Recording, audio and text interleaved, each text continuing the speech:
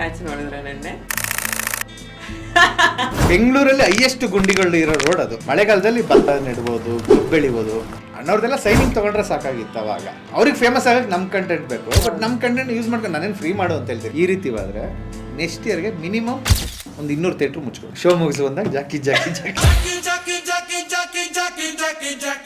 ನನಗೊಂದು ಆಸೆ, ಈ ರೀಲ್ ಮಾಡೋರು, ಈ ರಿವ್ಯೂ ಮಾಡೋರು, ಇವರೆಲ್ಲ ನನಗೂ ದುಡ್ಡು ಕೊಡಬೇಕು ಅಂತ. ನಾವು ಏನಕ್ಕೆ ಅಪ್ರೋಚ್ ಆಗ್ತೀವಿ ಅಂದ್ರೆ ಅವ್ರು ಹೇಳಿದ ತಕ್ಷಣ ಬರ್ತಾರೆ ಅಂತಲ್ಲ, ನಮಗೆ ಚೆನ್ನಾಗಿ ಗೊತ್ತು, ನಾವು ಹೇಳಿದ್ರೆ ಬರ್ತಿಲ್ಲ. ನಮಸ್ತೆ, ಸೆಲೆಬ್ರಿಟಿ ಪಾಡ್ಕಾಸ್ಟ್ಗೆ ಸ್ವಾಗತ. ನಾನು ಅಂಕಿತಾ ಗೌಡ. ಇವತ್ತಿನ ನಮ್ಮ ಸೆಲೆಬ್ರಿಟಿ ಗೆಸ್ಟ್ ನನ್ನ favourite simple Suni sir. Welcome sir.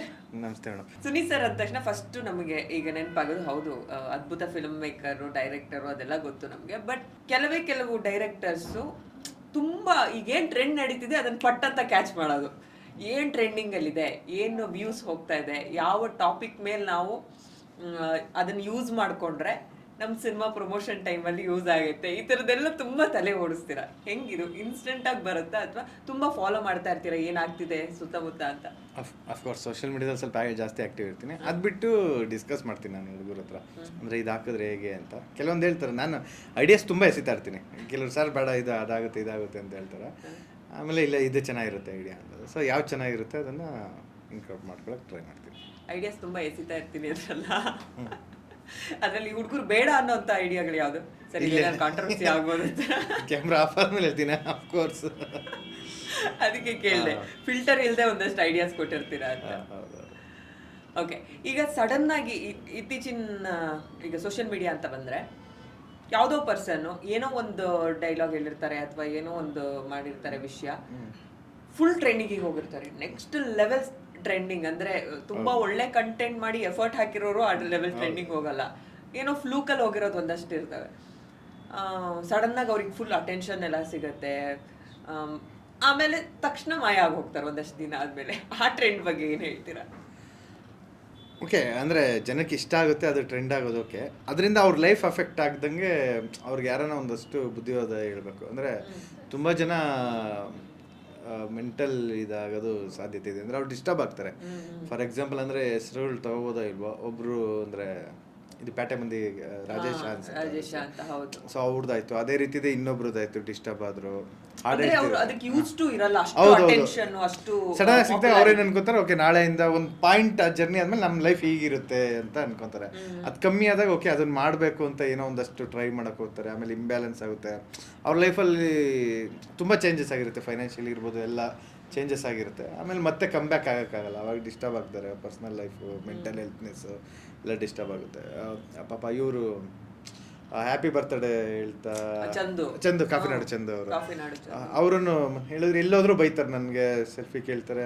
ಅದು ಅಂದರೆ ಅವ್ರಿಗೊಂದು ಪಾಯಿಂಟ್ ಆದಮೇಲೆ ಅವ್ರದ್ದು ಸೋಷಿಯಲ್ ಲೈಫ್ ಬೇರೆ, ಡೈಲಿ ಲೈಫ್ಗೆ ಅವ್ರು ಆಟೋ ಓಡಿಸ್ಲೇಬೇಕು, ಅವ್ರು ದುಡಿಲೇಬೇಕು. ಅದಕ್ಕೂ ಡಿಸ್ಟರ್ಬ್ ಆಗ್ತಿದೆ, ಈ ಕಡೆ ಇದು ಡಿಸ್ಟರ್ಬ್ ಆಗ್ತಿದೆ. ಬಟ್ ಅದನ್ನು ಸ್ವಲ್ಪ ಬ್ಯಾಲೆನ್ಸ್ಡ್ ಆಗಿ ಅರ್ಥ ಮಾಡ್ಕೊಂಡು ಹೋಗ್ಬೇಕು. ಅವ್ರಿಗೆ ಗೊತ್ತಾಗಿರಲ್ಲ ಪಾಪ. ಈಗ ಫಾರ್ ಎಕ್ಸಾಂಪಲ್ ಈಗ ನಮ್ಮನ್ಸು ದೇವರು ಅವ್ರು ಇದಾರಲ್ಲ, ಸೊ ಅವ್ನು ನೋಡಿದ್ರೆ ತುಂಬಾ ಇನೋಸೆನ್ಸ್ ಗೊತ್ತಾಗುತ್ತೆ, ತುಂಬಾ ಇನೋಸೆನ್ಸ್ ಅವನದು. ಅವನೇನು ಡ್ರಿಂಕ್ಸ್ ಮಾಡಿಲ್ಲ ಅಥವಾ ಏನು ಇದಾಗಿಲ್ಲ, ಸೊ ಅವ್ನ ಇನೋಸೆನ್ಸ್ ಅದು ಗೊತ್ತಾಗುತ್ತೆ. ಬಟ್ ಈಗ ಅಂದ್ರೆ ನಾವೊಂದು ಸ್ಟಾರ್ಟ್ ಮಾಡ್ತೀವಿ, ಪ್ರತಿಯೊಂದು ಫಿಲಮ್ ಟೀಮ್ ಅವರು ಕರಿತೀವಿ ಅವನ್ನ, ಒಂದೊಂಚೂರು ರೀಲ್ ಮಾಡಕ್ ನೋಡ್ತೀವಿ. ಸೊ ಅವ್ನಿಗೆ ಒಂದು ಪಾಯಿಂಟ್ ಆದ್ಮೇಲೆ ಅವ್ನಿಗೆ ಈಗ ಒಂದೆರಡು ನೋಡಿದೆ, ಅವ್ನು ಏನೇನೋ ಮಾತಾಡಕ್ ಟ್ರೈ ಮಾಡ್ತಾನೆ. ಅಂದ್ರೆ ಅವ್ರಿಗೆ ಬಂದ್ಬಿಡುತ್ತೆ, ನಾನೇನೋ ಮಾಡಿದ್ರೆ ನಾವೇ ತರ್ಸೋದು, ನೀನ್ ಇದು ಹೇಳ್ಗುರು, ನೀನ್ ನಾಳೆ ವೈರಲ್ ನಾನೇನೋ ಸೆಲೆಬ್ರಿಟಿ ಅಥವಾ ನನಗೆ ಪಾಪ್ಯುಲಾರಿಟಿ ಸಿಕ್ಕಿದೆ ಅಂತ ಅವ್ರ ಇನ್ಸ್ಟಾಗ್ರಾಮ್ ಐಡಿ ಸಡನ್ ಆಗಿ ಒಂದಷ್ಟು ಫಾಲೋವರ್ಸ್ ಫ್ಲೋ ಆಗಿರುತ್ತೆ. ಸೊ ಅದೊಂದು ಪಾಯಿಂಟಲ್ಲಿ ರಾಂಗ್ ಕಡೆ ಟರ್ನ್ ಆಗುತ್ತೆ. ಬ್ಯಾಲೆನ್ಸ್ ಮಾಡ್ಕೋಬೇಕು ಅಷ್ಟೇ. ಮತ್ತೆ ಇನ್ನೊಂದಿದೆ, ಈಗ ನೀವು ಹೇಳಿದ್ರಿ ನಾವು ಕರೆಸ್ತೀವಿ ಸಿನಿಮಾದವ್ರು, ಅಂದ್ರೆ ಯಾವುದೋ ಒಂದು ಟ್ರೆಂಡ್ ಆದ ತಕ್ಷಣ ಅವ್ರನ್ನ ವೇದಿಕೆ ಮೇಲೆ ಕರೆಸೋದು ಅಥವಾ ಅವ್ರ ಮೂಲಕ, ಅಂದ್ರೆ ಇದ್ರಲ್ಲಿ ಅವನು ಸಿನಿಮಾದವ್ರದ್ದು ತಪ್ಪು ಸರಿ ಅದಲ್ಲ. ಬಿಕಾಸ್ ಈಗ ಹೆಂಗಾಗಿದೆ ಪ್ರಮೋಷನ್, ನೀವು ಏನೇನು ಮಾಡಿದ್ರು ಜನರಿಗೆ ಸಿನಿಮಾ ತಲುಪ್ತಾ ಇಲ್ಲ ಅಥವಾ ನಮ್ಮ ಕಂಟೆಂಟ್ ತಲುಪ್ತಿಲ್ಲ ಅಂದಾಗ ಅಟ್ಲೀಸ್ಟ್ ಇದನ್ನು ಟ್ರೈ ಮಾಡೋಣ ಅನ್ನೋದು ಒಂದು ಥಾಟ್ ಪ್ರೊಸೆಸ್ ಸಿನಿಮಾ ಟೀಮ್ ಹಾಕೊಳ್ಳುತ್ತೆ. ಬಟ್ ಅದು ನಿಜವಾಗ್ಲೂ ಅದು ಎಷ್ಟರ ಮಟ್ಟಿಗೆ ವರ್ಕೌಟ್ ಆಗುತ್ತೆ ಅನ್ಸುತ್ತೆ ನಿಮಗೆ? ಅಂದ್ರೆ ರೀಚ್ ಅಂತೂ ಆಗ್ತೀವಿ. ಈಗ ಫಾರ್ ಎಕ್ಸಾಂಪಲ್ ಬೆಳ್ಳುಳ್ಳಿ ಕಬಾಬು ಅವ್ರನ್ನೆಲ್ಲ ಕರ್ಸಿ ಹೇಳೋದ್ರಿಂದ, ಸೊ ಅವ್ರನ್ನೊಂದಷ್ಟು ಈಗ ಫಾಲೋವರ್ಸ್ ಆಗಿದ್ದಾರೆ, ಅವ್ರನ್ನ ರೀಚ್ ಅಂತೂ ಆಗ್ತೀವಿ. So at the same time ಅದಾದ್ಮೇಲೆ ಅವರು ಅಲ್ಲಿನ ಆಡಿಯನ್ಸ್ ಇವ್ರು ಹೇಳಿದ್ದಾರೆ ಅಂದಿದ ತಕ್ಷಣ ಯಾರು ಸಿನಿಮಾಗೆ ಬರಲ್ಲ, ಜಸ್ಟ್ ನಾವು ರೀಚ್ ಆಗ್ತೀವಿ. ಅಲ್ಲಿ ಯಾರನ್ನ ಆಡಿಯನ್ಸ್ ಓಕೆ ಏನಿದು ಪ್ರಾಡಕ್ಟ್ ಅಂತ ನೋಡೋಕೆ ಹೋದಾಗ ಅವಾಗ ಇನ್ನೊಂಚೂರು ಅಟ್ರಾಕ್ಟ್ ಆಗ್ಬೋದು, ಅವ್ನು ಟ್ರೇಲರ್ ಹುಡುಕ್ಬೋದು, ಓಕೆ ಈ ಮೂವಿ ಟ್ರೇಲರ್ ನೋಡೇ ಇಲ್ವಲ್ಲ ನಾನು ಅಂತ ಅಂದಾಗ ಹಂಗೆ ರೀಚ್ ಆಗ್ಬೋದು ಅಂತ ನಮ್ಮ ಆಸೆ. ನಾವು ಏನಕ್ಕೆ ಅಪ್ರೋಚ್ ಆಗ್ತೀವಿ ಅಂದರೆ ಅವ್ರು ಹೇಳಿದ ತಕ್ಷಣ ಬರ್ತಾರೆ ಅಂತಲ್ಲ, ನಮಗೆ ಚೆನ್ನಾಗಿ ಗೊತ್ತು ನಾವು ಹೇಳಿದ್ರೆ ಬರ್ತಿಲ್ಲ ಇನ್ನು ಅಂತ. ಬಟ್ ಅವ್ರ ಫ್ಯಾನ್ಸ್ ನೋಡ್ಬೋದು ನಮ್ಮ ಕಂಟೆಂಟ್ಸ್ನ, ನೋಡಿ ಅವಾಗ ಓಕೆ ಇದು ಇಂಟ್ರೆಸ್ಟಿಂಗ್ ಇದೆ ಅಂತ ಬರ್ಬೋದು ಅಂತ ಒಂದು ಕಲ್ಪನೆಯಲ್ಲಿ ಹೋಗ್ತೀವಿ ಅಷ್ಟೇ, ಅವ್ರನ್ನ ರೀಚ್ ಆಗ್ತೀವಿ. ಈಗ ಅವತಾರ ಪುರುಷ 2 ಇಂಟರ್ವ್ಯೂ ಅಂತ ಅದ್ರ ಜೊತೆ ನಾವು ಪಾಡ್ಕಾಸ್ಟಲ್ಲಿ ಅದನ್ನ ಕೊಲಾಬ್ ಮಾಡಿರೋದ್ರಿಂದ ಒಂದಷ್ಟು ಬೇರೆ ವಿಷಯನೂ ಮಾತಾಡ್ತೀವಿ. ಬಟ್ ಸಿನಿಮಾ ಇಂಟರ್ವ್ಯೂಸ್ ಅಂದಾಗ ಈಗ ನನಗೂ ಇಷ್ಟು ವರ್ಷದಿಂದ ಇಂಟರ್ವ್ಯೂಸ್ ಮಾಡ್ಕೊಂಡು ಬಂದಿದ್ದೀನಿ, ಈಗ ನಿಮಗೂ ಇಂಟರ್ವ್ಯೂಸ್ ಕೊಡ್ಕೊಂಡು ಬಂದಿದ್ದೀನಿ. ಒಂದು ದೊಡ್ಡ ಕ್ವೆಶ್ಚನ್ ಮಾರ್ಕ್ ನಮಗೆ ಸಿನಿಮಾ ಇಂಟರ್ವ್ಯೂಗಳಲ್ಲಿ. ಈಗ ಒಂದಿರುತ್ತೆ, ಕೇಳಿದ್ದೇ ಕೇಳ್ತಾರೆ, ಲೊಕೇಶನ್ ಎಲ್ಲೆಲ್ಲಿತ್ತು, ಅಥವಾ ಯಾವ ಥರ ಶೂಟ್ ಮಾಡಿದ್ರಿ, ಏನು ಫನ್ ಮಾಡಿದ್ರಿ, ಅಥವಾ ಏನಾದರೂ ಒಂದು ಫನ್ ಸಿಚುವೇಶನ್ ಆಗಿದ್ರೆ ಮೆಮೊರೇಬಲ್ ಮೂಮೆಂಟ್ ಹೇಳಿ, ಅಥವಾ ಸಾಂಗ್ಸ್ ಅದು ಯಾವ್ದು ನಿಮ್ಮ ಫೇವ್ರೆಟ್ ಸಾಂಗು, ಹೀರೋಗಳೆಲ್ಲ ಬಂದರೆ ಇದೇ ರಿಪೀಟೆಡ್ ಆಗುತ್ತೆ. ಅದನ್ನೇ ನೀವು ಇನ್ನೂ ಒಂಚೂರು ಬಣ್ಣ ಹಚ್ಚಿ ಆ ಕಡೆ ಕಡೆ ಕೇಳ್ಬೋದು, ಬಿಟ್ರೆ ಇನ್ನೇನು ಕೇಳ್ಬೋದು ಅನ್ನೋದು ನಾವು ಇಂಟರ್ವ್ಯೂ ಮಾಡೋರಿಗೆ ಒಂದು ಕ್ವಶನ್ ಮಾರ್ಕ್ ಇರುತ್ತೆ. ನಿಮ್ಗೂ ಬೋರ್ ಆಬ್ವಿಯಸ್ಲಿ ಆಗಿರುತ್ತೆ. ಈಗ ಅವತಾರ ಪುರುಷ 2 ಇವಾಗ ಇಲ್ಲಿ ಕೂತಿದ್ದೀರಾ, ಇವತ್ತೇ ಸುಮಾರು ಇಂಟರ್ವ್ಯೂಸ್ ಲೈನ್ ಅಪ್ ಆಗಿರುತ್ತೆ. ಹೇಳಿದ್ದೇ ಹೇಳಬೇಕು, ಇವೆಂಟ್ಗಳಲ್ಲೂ ಹೇಳಿದ್ದೇ ಹೇಳಬೇಕು. ಅದ್ರ ಬಗ್ಗೆ ಸುನೀತ್ ಸರ್ ಏನೇ ವ್ಯಾಖ್ಯಾನ ಕೊಡ್ತಾರೆ ನೋಡೋಣ. ಅದೇ ಅಫ್ಕೋರ್ಸ್ ಅದೇ ಜಾಬ್ ಇರೋದ್ರಿಂದ ಅವರು ಅದೇ ಮಾಡ್ತಾರೆ, ನಾವು ಅದೇ. ಆಮೇಲೆ ನಾವು ಸಿನಿಮಾ ಬಗ್ಗೆನೇ ಹೇಳ್ತಾರೆ. ಬಟ್ ಕೆಲವರು ಅಂದರೆ ಈಗ ಎಸ್ಪೆಷಲ್ ಫಿಲಮ್ ರಿಲೀಸ್ ಆದಮೇಲೆ ಫಿಲಮ್ ನೋಡದೆ ಮಾಡ್ತಾರೆ, ಅದು ಎಷ್ಟು ಇರಿಟೇಟ್ ಆಗ್ತಿರುತ್ತೆ. ತುಂಬಾ ಸಲ ಡಿಸ್ಕಸ್ ಮಾಡಿ ಅಂದರೆ ನಾವು ಒಂದಕ್ಕೆ ಹೋಗಿದ್ದೀವಿ, ಇಷ್ಟು ಮೂವಿ ಹಾಗೆ ಹೀಗೆ ಅಂತ, ಅವ್ರಿಗೆ ಆ ಕ್ಯಾರೆಕ್ಟರ್ ನೇಮೂ ಗೊತ್ತಿರಲ್ಲ. ಅಂಡ್ ನಿಮಗೆ ಒಂದು ಕ್ವಶನ್ ಅಲ್ಲೇ ನಿಮ್ಗೆ ಐಡಿಯಾ ಸಿಕ್ಬಿಡುತ್ತೆ, ಇವ್ರು ಮೂವಿ ನೋಡಿಲ್ಲ ಅಂತ, ಅವ್ರು ಸುಳ್ಳು ಹೇಳಿದ್ರು ಅಂತ ಗೊತ್ತಾಗುತ್ತೆ. ಆಮೇಲೆ ರಿಪ್ಲೇಸ್ ಆಗ್ತಿರುತ್ತೆ, ಆಮೇಲೆ ಆ ಜೋಶ್ ಇರಲ್ಲ. ಅದು ತುಂಬ ಚೆನ್ನಾಗಿ ಬಂದಿದೆ, ಸಾಂಗ್ಗಳಂತೂ ತುಂಬ ಚೆನ್ನಾಗಿ ಬಂದಿದೆ ಅನ್ನೋದಕ್ಕೂ ಮೂಕನಾಗಬೇಕು ಸಾಂಗ್ ತುಂಬ ಚೆನ್ನಾಗಿ ಅವ್ರಿಗೆ ಓಕೆ ಅವ್ರಿಗೆ ಏನು ಇಷ್ಟ ಆಗಿದೆ, ಅವ್ರ ಎನರ್ಜಿ ನಿಮ್ಗೆ ನೀಟಾಗಿ ಗೊತ್ತಾಗುತ್ತೆ. ಸೊ ಅವು ತುಂಬ ಹರ್ಟ್ ಆಗುತ್ತೆ. ನಾವು ಅಷ್ಟೇ ಫೇಕಾಗಿ ಇದು ಮಾಡ್ತೀವಿ. ಆಮೇಲೆ ಅಲ್ಲಿ ಅಂದರೆ ನನಗೆ ಆಗಿರೋ ಎಕ್ಸ್ಪೀರಿಯನ್ಸ್ ಹಿಂಗೆ ಹೇಳಿ ನಾನು ಹೇಳೋ ಅಷ್ಟರಲ್ಲಿ ಓಕೆ ಅಂತ ನೆಕ್ಸ್ಟ್ ಹಿಂಗೆ ನೀವೇನು ಹೇಳ್ತೀರಾ ಅದ್ರ ಬಗ್ಗೆ, ಅದು ತುಂಬ ಚೆನ್ನಾಗಿ ಬಂದಿದೆ ಹಂಗೆ ಹೇಳಿ ಓಕೆ ನನಗೇನೋ ಹೊಳಿತು ಹೇಳೋಣ ಅನ್ನೋ ಅಷ್ಟರಲ್ಲಿ ನೀವೇನು ಹೇಳ್ತೀರಾ ಅಂದರೆ ಅವ್ರ ಕೆಲಸ ಮಾಡ್ತಾ ಇರ್ತಾರೆ. ಸೊ ಆ ಟೈಮಲ್ಲಿ ಮೆಕ್ಯಾನಿಕಲ್ ಆಗ್ಬಿಡುತ್ತೆ. ಆಮೇಲೆ ಪೂರ್ತಿ ವಿಷಯ ಕನ್ವೆ ಮಾಡೋದಕ್ಕಾಗಲ್ಲ ಎದುರುಗಡೆ ಇರೋ ಪರ್ಸನ್ಗೂ. ಅದು ಆಕ್ಚುಲಿ ಡಿಸ್ರೆಸ್ಪೆಕ್ಟೇ. ಅದು ಅವ್ರ ಸೆಂಟೆನ್ಸ್ ಕಂಪ್ಲೀಟ್ ಮಾಡಬೇಕು, ಅವ್ರ ಟಾಪಿಕ್ ಮಾತಾಡಕ್ಕೆ ಬಿಡಬೇಕು. ಮತ್ತೆ ಟ್ರೇಲರ್ ಇದೆಲ್ಲ ಮಿನಿಮಮ್ ನೋಡಿರ್ಬೇಕು ಅವರು. ಅಂದ್ರೆ trailer song basic sir, cinema ನೋಡಿರ್ಬೇಕು, ಅದು ಬಿಟ್ಬಿಡೋಣ, ಅದು ಬೇಸಿಕ್. ಅದು ಅಂದ್ರೆ ಇಂಟರ್ವ್ಯೂ ಅವಾಗ ಒಂದಷ್ಟು ವಿಷಯಗಳು ಅದು ಬೇಸಿಕ್ ನೋಡ್ಕೊಂಡು ಬಂದೇ ಕೂತಿರೋರು ಇದ್ದಾರಾ? ತುಂಬಾ ಇದ್ದಾರೆ. ಟ್ರೇಲರ್ ಅಂದ್ರೆ ನಾವು ಅದು ಬಿಟ್ಟಿರೋದೇ ಇದನ್ನ ಶೋಕೇಸ್ ಮಾಡೋದೇ. ನಾವು ಮಾತಾಡ್ಬೇಕಾದ್ರೆ ಅದನ್ನೇ ಎಲ್ಲ ಹೇಳ್ಬೇಕು ಅಂತ ಅದಕ್ಕೆ ಪ್ರಿಪೇರ್ ಆಗಿರ್ತೀವಿ. ಅದನ್ನ ಇಲ್ದೇನೆ ಸಾಂಗ್ಗಳು ಕೇಳ್ದೇನು ತುಂಬ ಜನ ಮಾಡ್ತಿರ್ತಾರೆ. ಅವಾಗ ಅವ್ರದ್ದು ರೆಗ್ಯುಲರ್ ಇರುತ್ತೆ ಕ್ವಶನ್ಸ್. ಅದು ಹಿಂಗೆ ಅಂದರೆ ಆಲ್ಮೋಸ್ಟ್ ಗನ್ ಇಡ್ತೀನಿ ಅಂತ, ನೀವೇನಾದರೂ ಹೇಳಿ ಶೂಟಿಂಗ್ ಸ್ಪಾಟಲ್ಲಿ ಏನೋ ಫನ್ನಾಗಿ ಇರುತ್ತೆ ಹೇಳಿ ಅಂತ. ನಮಗೆ ಡೈಲಿ ಆಗಿರುತ್ತೆ, ಬಟ್ ಆ ಪಾಯಿಂಟಲ್ಲಿ ಹೊಳಿತಿರಲ್ಲ, ಏನು ಹೇಳೋದು ಅಂಥದ್ದು ಏನಿದೆ ಅಂತ. ಸಣ್ಣ ಸ್ಪಾಟ್ ಆ ಕ್ವಶನ್ ಅಂತೂ ನೀವು ಎಲ್ಲರಿಗೂ ಆ ಕ್ವಶನಿಗೆ ಒಂದು ಹಿಸ್ಟ್ರಿನೇ ಇದೆ. ಸಿನಿಮಾ ಶೂಟಿಂಗ್ ಟೈಮಲ್ಲಿ ಏನಾದರೂ ಫನ್ ಇನ್ಸಿಡೆಂಟ್ ಇದ್ರೆ ಹೇಳಿ ಅಂತ. ಅದು ಸಖತ್ ಸಿನಿಮಾದೊಂದು ಅದಕ್ಕೆ ಅಂತಲೇ ಎತ್ಕೊಂಡಿದ್ದೆ. ಒಂದೇನೋ ನಡೆದಿತ್ತು, ಓಕೆ ನೆನ್ಪಿಟ್ಕೋಬೇಕು, ಹಿಂಗೆ ಕೇಳ್ತಾರೆ ಹೇಳ್ಬೇಕು ಅಂತ. ಸೊ ಅವು ಇದಾಗುತ್ತೆ ಅಷ್ಟೇ. ಸರ್ ಅವತಾರ ಪುರುಷ 2 ಅಲ್ಲಿ ಏನು ಫನ್ ಇನ್ಸಿಡೆಂಟ್ ಆಗಿದೆ ಹೇಳಿ ಸುನಿ ಸರ್. ಬ್ಲ್ಯಾಕ್ ಮ್ಯಾಜಿಕ್ ಎಲ್ಲ ಮಾಡುವಾಗ ಏನಾದ್ರು ಪಾರ್ಟ್ 2 ಅಲ್ಲಿ ಅಂತ ಮೆಮೊರೇಬಲ್ ಇನ್ಸಿಡೆಂಟ್ ಆಗಿದ್ದ ಸುನಿ ಸರ್? ನಾನು ಹೇಳಿದ್ದೀನಿ ಪಾರ್ಟ್ 1 ಪಾರ್ಟ್ 1 ಅಲ್ಲಿ ಒಂದು ದಿವಸ ಬಾಳೆ ಇದ್ರಲ್ಲಿ ಶೂಟ್ ಮಾಡ್ತಿದ್ದ. ಒಂದು ಲೈಟ್ ಹೋಯ್ತು, ಇನ್ನೇನು ಶಾರ್ಟ್ ತೆಗಿಬೇಕು, ಒಂದು ಲೈಟ್ ಹೋಯ್ತು. ಅಲ್ಲಿಂದ ನೆಕ್ಸ್ಟ್ ತಿರ್ಗಿ ಆ ಲೈಟ್ಗೆ ಇನ್ನೊಂದು ಲೈಟ್ ತಂದು ಅಡ್ಜಸ್ಟ್ ಮಾಡಿ. ವಿಲಿಯಮ್ ಸರ್ ಅಂದರೆ ತುಂಬ ಲೈಟ್ಸ್ಗಳಿರುತ್ತೆ, ಅಲ್ಲೋಗಿ ಇಲ್ಲೋಗಿ ಒಂದು ಅಡ್ಜಸ್ಟ್ ಮಾಡಿದ್ರು. ಸರಿ ಆಯಿತು, ಇನ್ನೇನು ಲೈಟ್ಸ್ ಹೋಗ್ಬೇಕು, ಅದು ಇತ್ತು ಆ ಪುಡಿ ಏನೋ ಮತ್ತು ಸರಿ ಮೇಕಪ್ ಒಂಚೂರು ಟಚ್ ಮಾಡ್ಕೊಳ್ಳೋ ಅಂತ ಶಾರ್ಟ್ ಇಡು. ಇನ್ನೇನು ಆ ಶಾರ್ಟ್ ತೆಗಿಬೇಕು, ಲೈಟ್ ಹೋಯ್ತು, ಇನ್ನೊಂದು ಲೈಟ್ ಹೋಯ್ತು. ಅವತ್ತು ಜನ್ರೇಟರ್ದು ಏನೋ ಪವರ್ ಅಂದರೆ ಲೈಟ್ ಪವರ್ಗೂ ಜನ್ರೇಟರ್ ಪವರ್ಗೂ ಮ್ಯಾಚ್ ಆಗ್ತಿರ್ಲಿಲ್ಲ, ಸ್ವಲ್ಪ ಅಡ್ಜಸ್ಟ್ ಮಾಡಿದ್ರು ಅವರು. ನಿಮ್ಮ ಕಂಟೆಂಟು ಆ ಥರನೇ ಇತ್ತಲ್ಲ.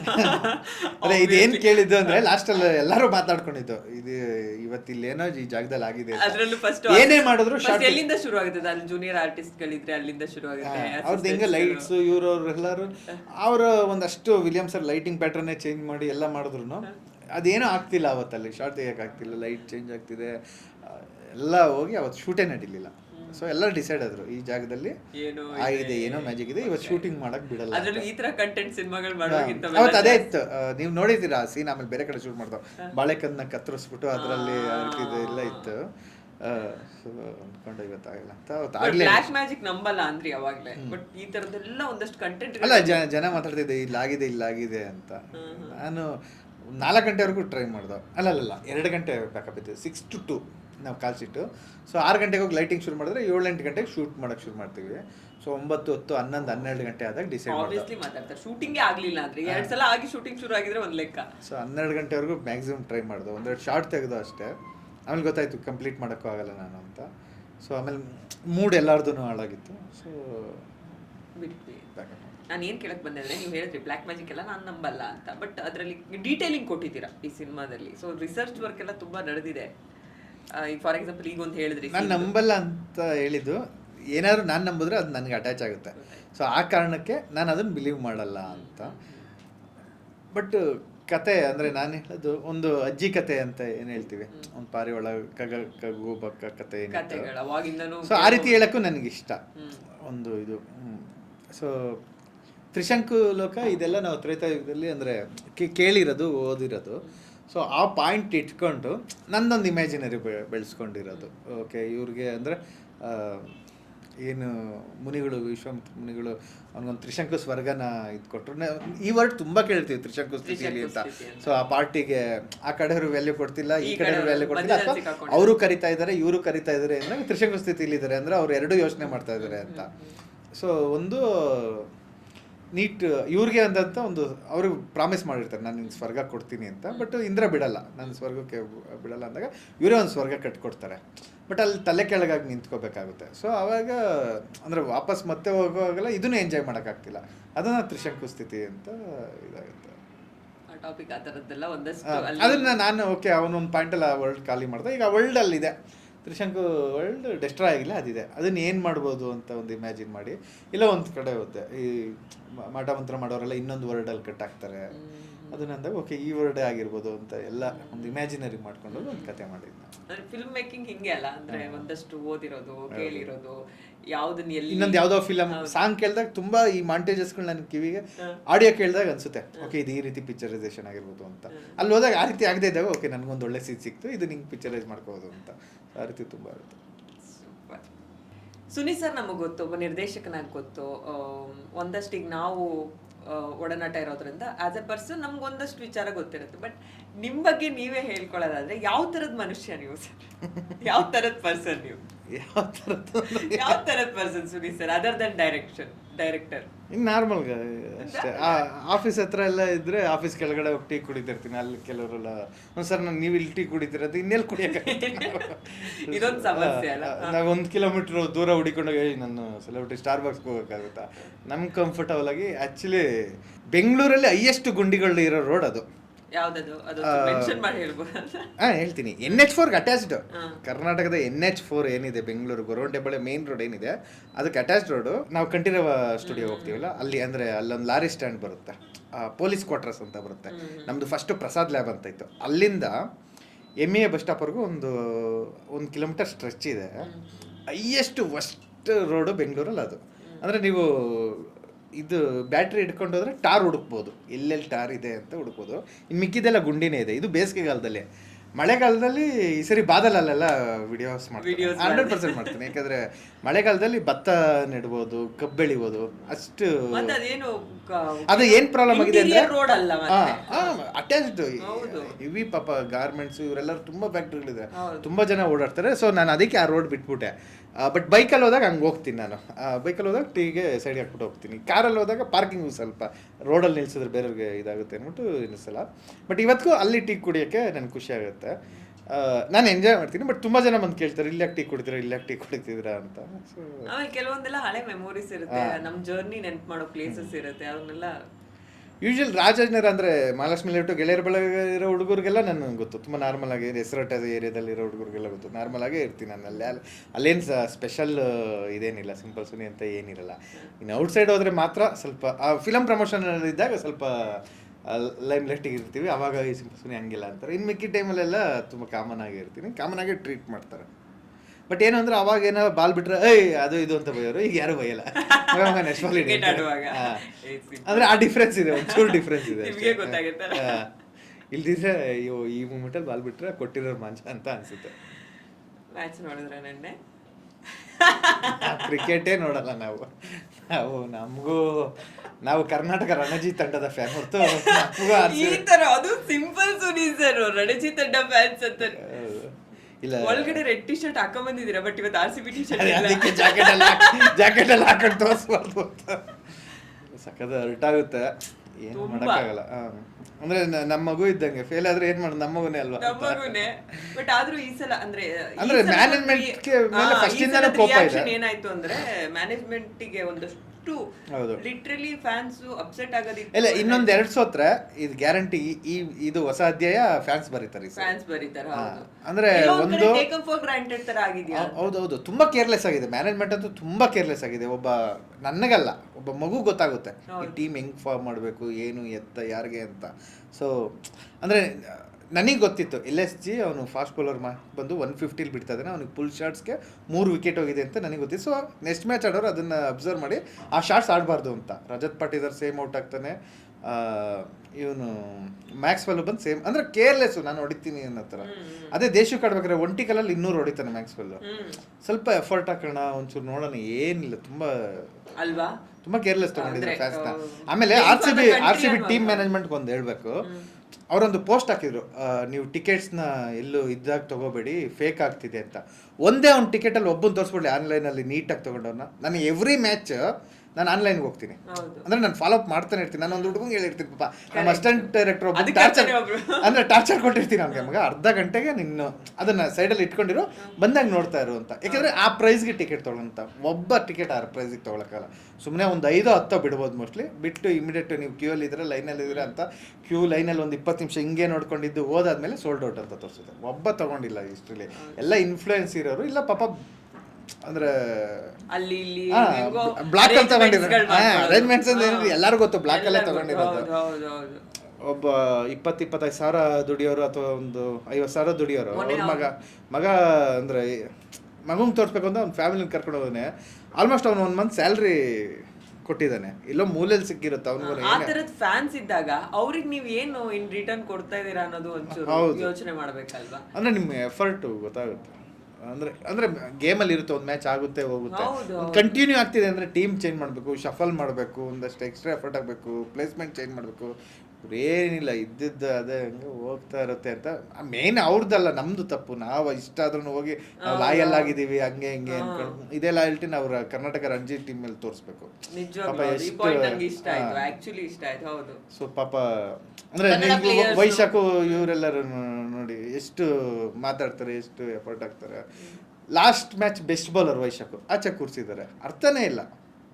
ಆಮೇಲೆ ಅವ್ರು ಏನು ಬಿಗಿನಿಂಗ್ ಅಲ್ಲಿ ಇದು ಹೊಸ ಅಧ್ಯಾಯ ಶುರು ಮಾಡಿದಾಗಿರ್ಬೋದು, ಈ ಸಲ ಒಂದು ಹೋಪ್ ಅವರೇ ಕೊಟ್ರು. ಹೌದೌದು, ಅಲ್ಲ ಒಂದು ದೊಡ್ಡ ನಮಸ್ಕಾರ ಬೆಂಗಳೂರು ಮಾಡಿದ್ದು. ಅಂದ್ರೆ ಬ್ಯಾಂಗ್ಳೂರ್ನ ಎಲ್ಲ ಕಡೆ ಮಾಡಿದ್ವಿ, ಬೆಂಗಳೂರು ಅಂತ ಮಾಡಿದ್ರು. ಸೊ ಅದೊಂದು ಚಿರಋಣಿ, ಅದೊಂದೇ ಈ ವರ್ಷದ ಅವ್ರದ್ದೊಂದು ಬೆಸ್ಟ್ ಅಂದ್ರೆ ಅದೊಂದೇ. ಇನ್ ಫಸ್ಟ್ ಇಂದನೂ ಆಮೇಲೆ ಮಿನಿಮಮ್ ಒಬ್ಬ ಕರ್ನಾಟಕ ಪ್ಲೇಯರ್, ಕುಂಬ್ಳೆ ಸರ್ ಇರ್ಬೋದು, ದ್ರಾವಿಡ್ ಸರ್, ಯಾರನ್ನ ಒಬ್ರು ಮ್ಯಾನೇಜ್ಮೆಂಟ್ ಅಲ್ಲಿ ಇರ್ಲೇಬೇಕು. ವಿಜಯ್ ಭಾರದ್ವಾಜ್ ಯಾರಾದ್ರೂ ಒಬ್ರು ಇರ್ಲೇಬೇಕು. ಅಂದ್ರೆ ಇಲ್ಲಿಂದ ಒಂದು ಆಪರ್ಚುನಿಟಿ, ಅಂದ್ರೆ ಇವ್ರು ಹೆಂಗೆ 4 ಜನ ಮಾತ್ರ ಫಾರಿನರ್, ಇನ್ನ 7 ಜನ ಇಂಡಿಯನ್ಸ್ ಆಡ್ಬೇಕು ಅಂತಿದ್ರು, ಅದೇ ರೀತಿ ಒಂದು ರೂಲ್ಸ್ ಇಲ್ಲಿನ ಸ್ಟೇಟ್ ಅವರು ಆಡ್ಲೇಬೇಕು ಅನ್ನಂಗೆ ಇರ್ಬೇಕು. ಯಾಕಂದ್ರೆ ಯಾರನ್ನ ಆಪರ್ಚುನಿಟೀಸ್ ಕೊಡ್ಲೇಬೇಕಲ್ವಾ. ಸೊ ತುಂಬಾ ತಪ್ಪು. ಈಗ ಅದೇ ನೋಡಿ, KL ರಾಹುಲ್ ಒಂಚೂರು ಇದಿರೋದಕ್ಕೆ 3 ಜನ ಇದ್ದಾರೆ LSGಲಿ. ಹಂಗೆ ಪಂಜಾಬಲ್ಲಿ ಇವ್ರು ಇದ್ದಾಗ, ಕುಂಬ್ಳೆ ಇದ್ದಾಗ ಅಲ್ಲೊಂದಷ್ಟು ಜನ ತಗೊಳ್ತಿದ್ರು.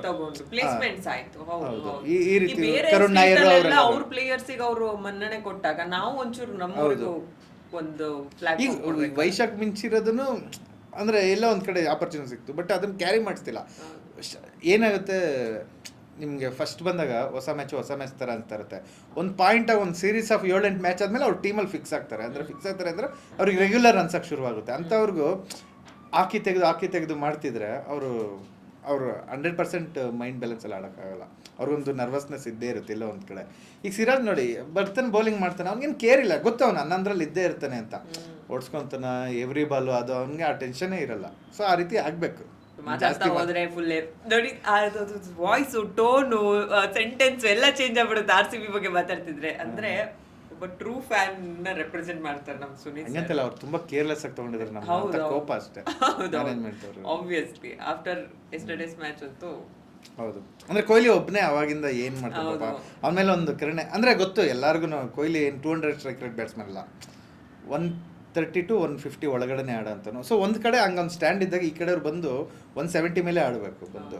ಸೊ ಇವ್ರು ಅವನಿಗಿಂತ ಕಮ್ಮಿಯಾಗಿ ಆಡಿದ್ರೆ ಟೀಮ್ ಬ್ಯಾಲೆನ್ಸ್ ಆಗಲ್ಲ. ನಾವು 180 ಹೊಡೆದ್ರೆ ಎವ್ರಿ ಮ್ಯಾಚ್ ಅವ್ನ ಕೋಚ್ ಮಾಡ್ಲೇಬೇಕು, ಅವ್ನ ಟೀಮಲ್ಲಿ ಇಡ್ಲೇಬೇಕು. ಏನೋ ಒಂದು ಪ್ಲೇಸ್ಮೆಂಟ್, ಅಕಸ್ಮಾತ್ ಅವ್ನಿಗೆ ಕೋಚ್ ಆಗಕ್ಕೆ ಇಷ್ಟ ಇಲ್ಲ, ಏನೋ ಒಂದು ಪ್ಲೇಸ್ಮೆಂಟ್ ಕೊಟ್ಟು ಟೀಮಲ್ಲಿ ಇಡ್ಬೇಕು. ಅವ್ನು ಕಾಮೆಂಟ್ರಿ ಮಾಡ್ತಿದ್ರೆ ಸಖತ್ ಆಗುತ್ತೆ.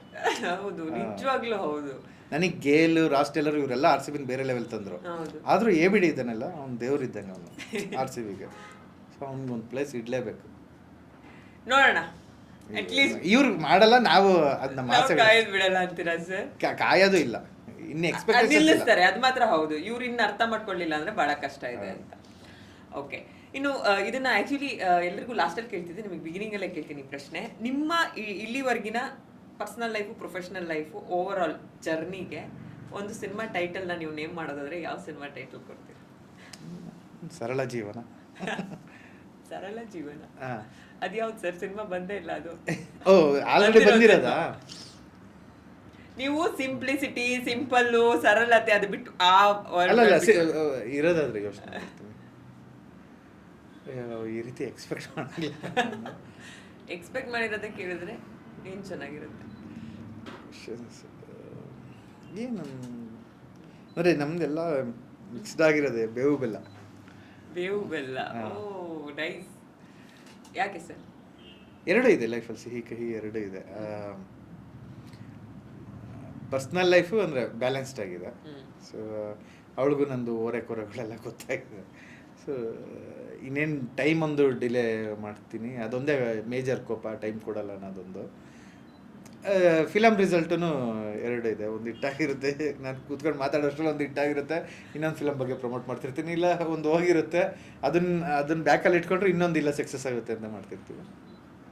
ಚೆನ್ನಾಗಿದೆ. ಈಗ ನೀವು ಪರ್ಸನಲ್ ಲೈಫ್ ಬಗ್ಗೆ ಮಾತಾಡಿರೋದಕ್ಕೆ ಒಂದು ಪ್ರಶ್ನೆ, ಯಾಕಂದರೆ ಇವಾಗ ನೀವು ನೋಡ್ತಾ ಇರ್ಬೋದು ಈಗೇನೆಲ್ಲ ಟ್ರೆಂಡಿಂಗಲ್ಲಿದೆ, ಅಥವಾ ಇವಾಗಿನ ಜನ್ರೇಷನ್ನು ರಿಲೇಷನ್ಶಿಪ್ಸ್ಗಳ ಬಗ್ಗೆ ಅವ್ರ ಥಾಟ್ ಪ್ರೊಸೆಸ್ಸೇ ತುಂಬ ಬೇರೆ ಥರ ಇದೆ. ಈಗ ನಿಮ್ಮ ಅಪ್ಪ ಅಮ್ಮ, ನಮ್ಮ ಅಪ್ಪ ಅಮ್ಮನ ರಿಲೇಷನ್ಶಿಪ್ಸ್ ಎಲ್ಲ ನೋಡಿ ಬೆಳೆದವ್ರು ನಾವು. ಒಂದು ಪರ್ಸ್ನಲ್ ಲೈಫಲ್ಲಿ ಒಂದು ಪೀಸ್ ಇರೋದು ಪ್ರೊಫೆಷನಲ್ ಲೈಫಿಗೆ ಎಷ್ಟು ಒಳ್ಳೆ ರೀತಿ ಇಂಪ್ಯಾಕ್ಟ್ ಆಗುತ್ತೆ ಅಂತ. ಆಮೇಲೆ ಪ್ರೊಫೆಷ್ನಲಿ ನಾನು ಬೆಳಿಬೇಕು ಅನ್ನೋ ಆ ವೇಗದಲ್ಲಿ ಪರ್ಸ್ನಲ್ ಲೈಫ್ನ ತುಂಬ ನೆಗ್ಲೆಕ್ಟ್ ಮಾಡಿಕೊಂಡು ಅದು ಆಗುತ್ತೆ, ಯಾವಾಗಲೂ ನೋಡೋಣ ಅನ್ನೋ ಥರ.